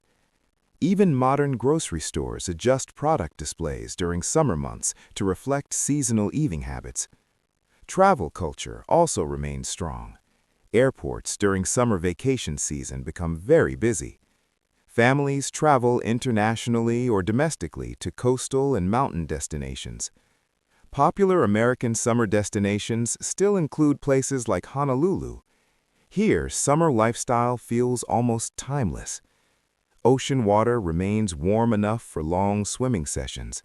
Trade winds move continuously across islands, keeping temperatures comfortable despite tropical climate. Tourists and residents share similar daily rhythms. Wake early, spend midday resting, become active again during evening hours. Across all modern societies, summer still represents psychological freedom. Freedom from strict work schedules, freedom to travel, freedom to experience nature. Even digital technology cannot fully replace this emotional relationship between humans and summer seasons. People still post photos of beaches, mountains, forests, quiet morning coffee moments. These are modern versions of old historical behaviors. In the 1800s, wealthy Americans left crowded cities for fresh air. In modern times, people simply choose environments where they feel calm. The technology has changed. The psychology has not. And as summer continues returning every year across American cities, suburbs, and rural landscapes, people continue following this quiet instinct. Move toward comfort. Move toward air that flows. Move toward places where time feels slower, like history breathing softly through generations. As we move even closer to the future, summer culture begins blending with environmental awareness, technology, and new social values. Yet the emotional heart of summer retreat remains the same. In cities such as Austin, summer lifestyle has developed around a balance between urban growth and natural spaces. Austin is surrounded by rivers, hills, and green landscapes that help soften the experience of intense Texas summer heat. People often spend mornings outdoors before temperatures rise too high, jogging along riverside trails, drinking coffee under shaded trees, listening to birds instead of traffic noise. Later in the day, many people return indoors to work remotely. Remote work has changed summer culture significantly. People no longer need to physically travel to escape summer heat. Instead, they can relocate temporarily to quieter environments while continuing professional responsibilities. This is a modern evolution of the 1800s summer migration philosophy. Environment should support life. Life should not fight environment unnecessarily. Climate change has also influenced modern summer thinking. In coastal cities like Seattle, residents have become more aware of heat waves that occasionally affect traditionally cooler regions. Urban planners are designing cities differently now. More trees along sidewalks, more public water fountains, more shaded walking spaces. These design ideas reflect ancient human comfort instincts: provide shade, provide water, allow air movement. Modern summer entertainment culture also reflects slower relaxation patterns. Streaming media allows people to stay inside during peak heat hours while still experiencing social connection through digital entertainment. Families sometimes watch movies together during afternoon heat, then go outside during cooler evening hours. In suburban areas, summer nights remain highly social. Cities such as Atlanta show strong examples of modern summer night culture. Evening is when life becomes active. Restaurants open outdoor seating areas. Music events take place in parks. Families gather in residential neighborhoods. Children still chase fireflies in darker grassy areas. Fireflies remain one of the most ancient natural symbols of summer relaxation. Their soft, blinking lights create calm visual patterns in darkness. Psychologists often note that humans are naturally comforted by rhythmic repeating patterns: ocean waves, wind through trees, firefly light patterns, soft music rhythms. These patterns reduce mental stress. In luxury modern society, summer retreat still exists but looks different. Instead of single seasonal estates, many wealthy individuals maintain multiple travel residences. Places like Aspen became famous for summer mountain luxury culture. Despite being known for winter skiing, summer in Aspen is very peaceful. Mountain air is cooler. Wildflowers grow across hillsides. Outdoor festivals and arts events become important social activities. People attend music performances held outdoors. They sit on wooden benches, listen to classical music or soft jazz performances, watch mountains glow with sunset light. Across all social classes, summer vacation time continues shaping American education culture. Schools close for summer break. Children experience seasonal freedom from academic structure.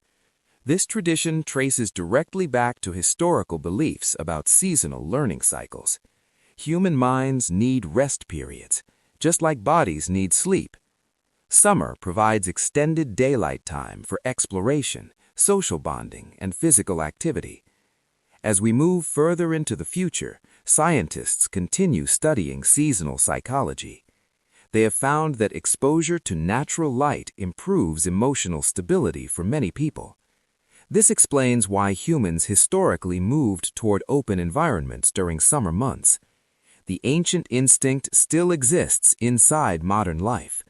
Avoid crowd heat, find open space, rest during peak sun hours.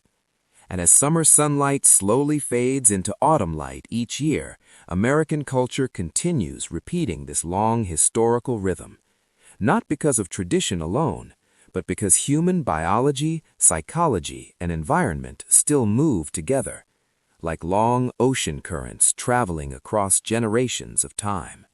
Quiet, slow, endlessly repeating. As we move even deeper into the present and toward the uncertain future, summer retreat culture begins merging with global environmental awareness, urban design innovation, and new ideas about mental wellness. In cities like London, which influence global culture despite not being American, summer life often shows similar psychological patterns. People move toward parks.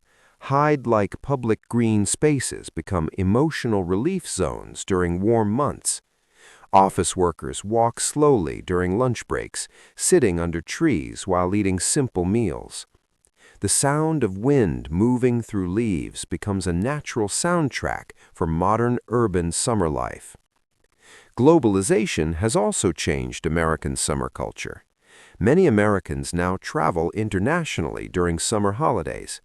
Destinations in Europe, Asia, and South America have become part of seasonal lifestyle planning. For example, coastal cities like Lisbon have become popular summer destinations because of their ocean climate. Lisbon's summer mornings feel calm. The city sits near the Atlantic Ocean, allowing cool wind currents to move through streets early in the day. People drink coffee slowly in outdoor cafes. They watch old historical buildings glow softly under morning sunlight. Summer travel today often focuses on experience rather than social status. Travelers search for emotional relaxation rather than social display.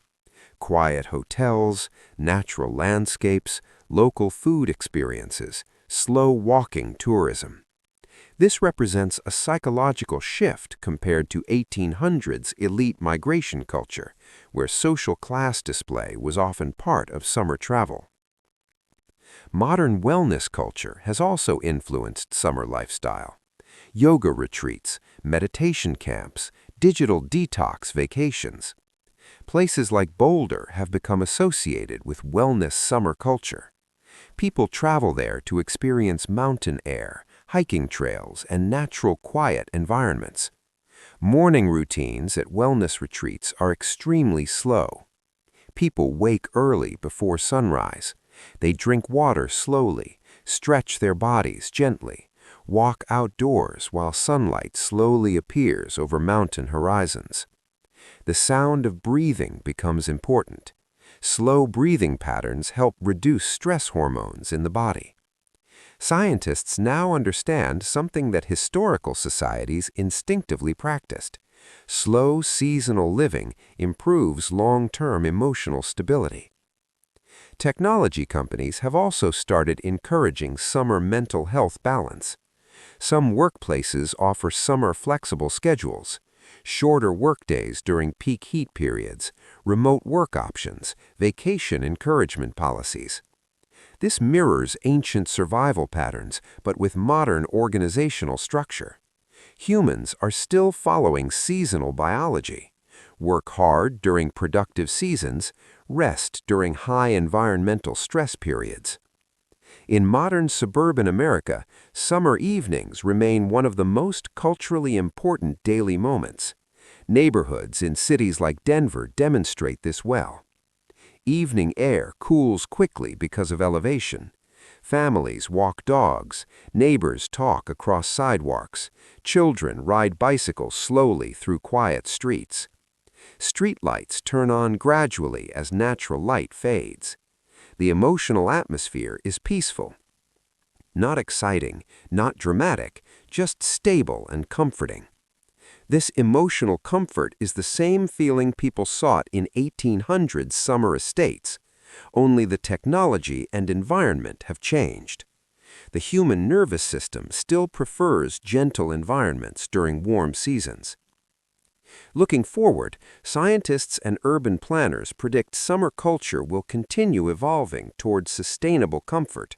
More green buildings, more water-based cooling architecture, more walkable cities with natural shade. Some futurists even predict climate-responsive cities that automatically adjust temperature exposure for human comfort.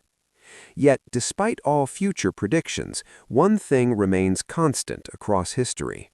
Summer will always feel like a pause in time, a season that encourages breathing slowly, moving gently, resting when possible. And as long as Earth continues rotating around the sun, summer will keep returning, like a quiet promise written across generations of human history. Slow, calm, continuous. As we move even further into the future of human lifestyle, summer culture begins blending with global megacity living and advanced climate technology. In cities like Tokyo, summer life presents a unique contrast between extreme urban density and carefully engineered comfort systems. Tokyo's summers are often humid. The air feels thick and soft, like walking through warm mist. People carry small hand fans. Portable cooling towels become popular accessories. Convenience stores sell cold drinks in wide, glowing refrigerators that feel like small summer refuges. Morning routines in Tokyo during summer begin early. People wake before rush hour heat increases. They drink iced coffee or cold green tea slowly while commuting on trains. Tokyo trains themselves are climate-controlled environments.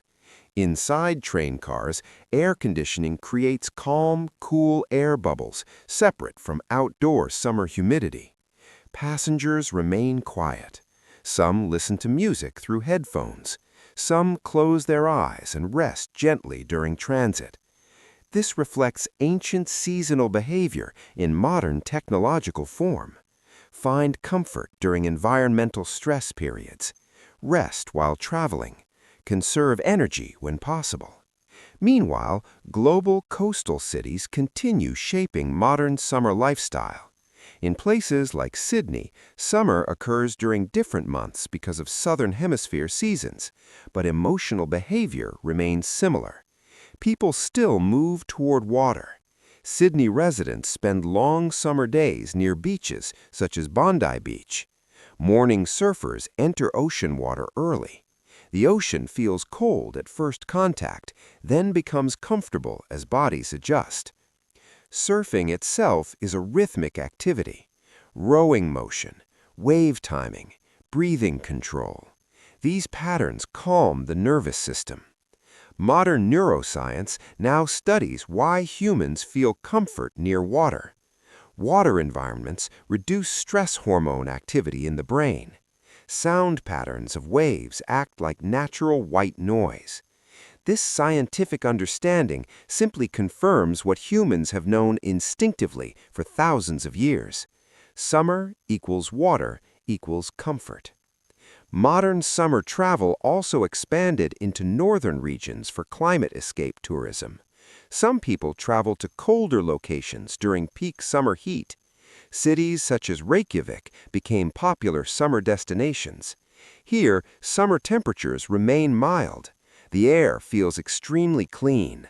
Light lasts very long during summer months because of northern latitude daylight cycles. People walk outside late into evening hours. Children play outdoors until midnight in some regions during peak summer daylight seasons. This creates a magical, emotional atmosphere. Time feels stretched and soft, like living inside long, golden sunset light. Technology continues shaping summer comfort culture. Smart homes now automatically adjust temperature, lighting, and airflow based on time of day. Windows can tint automatically when sunlight becomes too strong. Indoor environments now mimic natural seasonal comfort patterns without requiring travel. But despite technology, humans still prefer natural environments when possible. Psychologists call this biophilic preference. Humans feel calmer when surrounded by plants, water, natural light, and open space. Cities are now trying to incorporate these elements. Vertical gardens on buildings, public water reflection spaces, green rooftop parks. Even corporate offices now design summer work environments with natural lighting and plant decoration. Looking far into the future, some scientists believe summer migration may become more flexible. Instead of physical seasonal travel, people may move between digital and physical environments depending on comfort needs. Remote work, virtual social gatherings, global digital collaboration. Yet emotional behavior will likely remain unchanged. People will still want summer mornings that feel slow, summer afternoons that feel restful, summer nights that feel quiet and peaceful. Because summer is not just a season, it is a psychological pause built into human civilization. And like ocean tides moving across global coastlines, summer culture will continue flowing forward through history. Quietly, slowly, comfortingly. As we move further into the future of human civilization, summer culture begins blending with space-age technology, climate adaptation engineering, and expanding global mobility. In modern North American cities like Toronto, summer life reflects multicultural global traditions combined with urban environmental design. Toronto summers feel lively but balanced. The city sits near large bodies of water, allowing natural cooling winds to move across urban districts. People walk along waterfront promenades during early morning and evening hours when heat is lower. Street cafes place tables outside. People drink cold beverages slowly. They read books. They talk softly with friends. Urban summer culture is now deeply connected to lifestyle wellness psychology. Modern science shows that social interaction combined with sunlight exposure improves emotional health. Families spend summer weekends visiting nearby natural locations, such as Niagara Falls. Standing near waterfalls creates powerful sensory experiences. The sound of falling water is extremely soothing to human nervous systems. Scientists describe this as natural auditory relaxation. White noise patterns from waterfalls reduce stress responses in the brain. Tourists and families stand quietly, watching water move endlessly downward. Summer tourism now often focuses on experiences rather than luxury display. People want memories rather than objects, photos of nature, videos of ocean sunsets, moments shared with family members. Meanwhile, in Asian global megacities such as Singapore, summer climate adaptation has become highly advanced. Singapore is warm and humid year-round. Therefore, architecture is designed specifically to support airflow.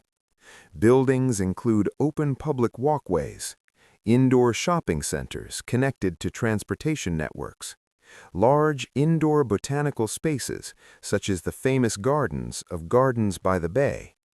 These gardens represent future human lifestyle philosophy. Nature does not have to be outside of cities. Nature can be integrated into cities. Modern summer culture increasingly focuses on environmental sustainability. People worry about climate warming trends, energy conservation during peak heat periods, green transportation systems. Electric vehicles have become more common in summer travel. Quiet engines replace loud combustion noises. Cities are becoming quieter overall. Even summer traffic noise has begun decreasing in some regions due to technological change. In European coastal culture, summer social life continues its historical tradition of evening activity. In cities such as Venice, summer evenings are still the most important social time. People walk slowly through narrow historical streets. Water canals reflect soft golden streetlight at night. Boats move slowly rather than quickly because canal transportation requires careful navigation. The slow movement of boats across water resembles historical summer lifestyle philosophy. Move slowly. Enjoy environment. Do not rush. In modern psychology research, summer is now considered one of the most important seasons for mental reset cycles. Psychiatrists recommend spending time outdoors during summer sunlight hours. Vitamin D exposure improves mood regulation. Natural light improves circadian sleep rhythm. Summer sleep patterns often become naturally later because daylight lasts longer. People go to bed slightly later, wake slightly earlier. Human biology adapts naturally to seasonal light cycles.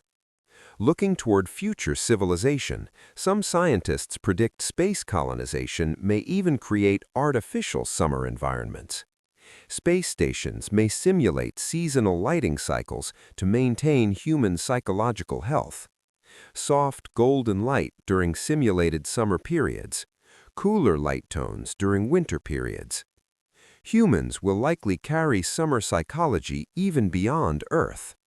Because summer is not only about weather, it is about emotional safety, rest, space, light, water, slow movement. And as history continues moving forward, summer will keep returning, not just as temperature, but as feeling, like warm air moving gently across human memory, across generations of time. As we continue forward, summer begins to feel less like a simple season and more like a repeating emotional pattern that follows humanity wherever it goes. In modern European capitals, such as Berlin, summer changes the rhythm of daily life in subtle but noticeable ways. During colder months, Berlin life can feel structured and enclosed. But when summer arrives, windows open, balconies become active spaces. People sit outside late into the evening. Public parks fill with quiet gatherings. One of the most famous green spaces, Tiergarten, becomes a calm center of movement. People walk slowly beneath tall trees. Cyclists move without hurry. Friends sit on blankets in shaded grass. Musicians sometimes play soft acoustic instruments under open sky. The daylight lasts longer. And because daylight lasts longer, conversations last longer too. In North America, cities like Vancouver show a similar transformation. Vancouver sits between ocean and mountains. Summer mornings there often begin with mist hanging lightly over water. Boats move quietly across harbors. Seagulls circle above in slow arcs. Residents wake early to hike nearby forest trails before heat increases. Mountain paths are shaded by tall evergreen trees. The air smells faintly of pine and damp earth. These sensory experiences remain deeply connected to ancient human survival instincts. Shade meant protection. Water meant safety. Open sky meant awareness. Modern humans no longer need to search for survival in the same way, but the body still reacts positively to these environmental cues. In American Midwest cities, such as Minneapolis, summer represents a dramatic shift in emotional shape after long winters. Lakes that were frozen months earlier now become active centers of recreation. People swim, kayak, sit near water reading books. Summer evenings stretch slowly toward twilight. The sky turns pale orange and soft blue at the horizon. In suburban neighborhoods, sprinklers spray arcs of water across lawns. Children run through them, laughing quietly. The sound of sprinklers ticking back and forth creates a steady rhythm. Repetition again becomes part of summer psychology. Soft, repeated sound, slow, repeated motion, long, repeated daylight hours. Modern architects and city planners increasingly design spaces to support this repetition of calm. Rooftop gardens, community parks, shaded walking paths. Even shopping districts now include open-air sections to allow sunlight and air circulation during warm months. In Mediterranean regions, such as Barcelona, summer lifestyle historically centers around evening activity. Midday heat encourages rest. Shutters close gently across windows. Streets grow quieter in early afternoon. Shops reopen later in the day. As the sun lowers, life returns to the streets. Outdoor dining becomes central to social life. Small plates of food, cool drinks, long conversations under soft yellow streetlights. This pattern is centuries old. Technology has not erased it. Instead, technology adapts around it. Air conditioning supports midday rest. Lighting systems support evening gathering. Transportation systems run late to accommodate night activity. Across cultures and continents, one truth continues repeating. Summer encourages slower movement. Even when cities are large, even when technology is advanced, even when global travel is constant, there is something about warm light and extended daylight that gently slows the human mind. Breathing becomes softer. Posture relaxes slightly. Voices lower in volume. And when autumn eventually arrives, people often look back at summer with quiet gratitude. Because summer, in every century and every society, represents a temporary easing of pressure, a seasonal reminder that life does not always need to move at maximum speed. And so the pattern continues, year after year, city after city, generation after generation. Summer arrives. People adjust. Life softens. And now, as we gently bring this long and quiet journey to a close, we return to where it all began. In the 1800s, wealthy Americans left crowded cities not simply for luxury, but for relief.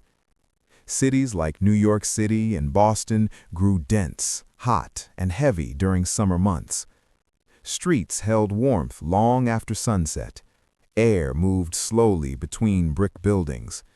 So those who could afford it left.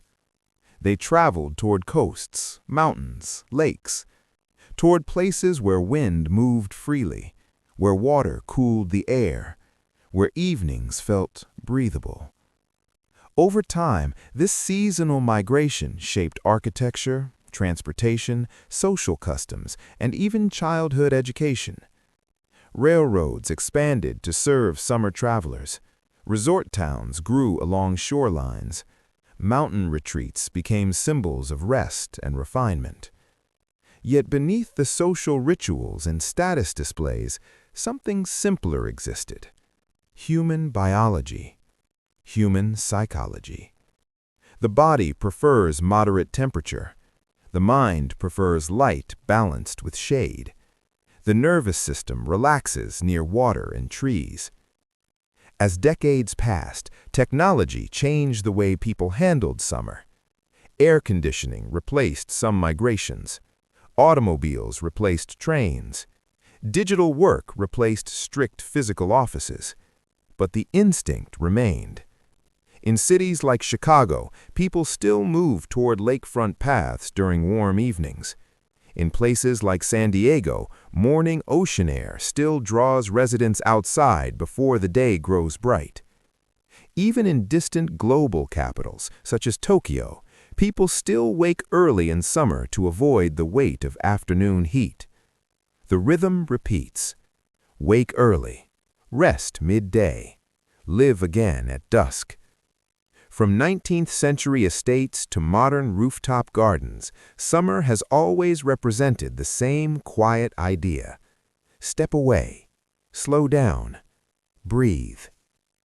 And so the story of why rich people fled cities every summer in 1800s America is not only about wealth or privilege, it is about a seasonal human response to environment, about seeking comfort when conditions grow heavy, about moving toward open space when life feels crowded. Today, not everyone leaves their city in summer, but many still search for small escapes: a weekend by water, an evening walk in a park, a quiet balcony at sunset. Summer continues to offer that gentle pause, a reminder that across centuries of industrial growth, technological invention, and global change, human needs remain surprisingly constant: light, air, water, space, rest.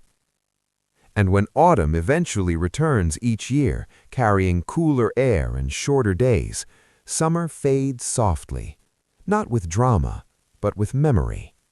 like warm light slowly dimming across a quiet horizon.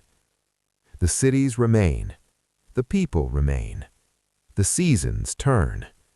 And somewhere, as they have for generations, someone opens a window to let in a soft evening breeze, continuing a habit older than modern history itself.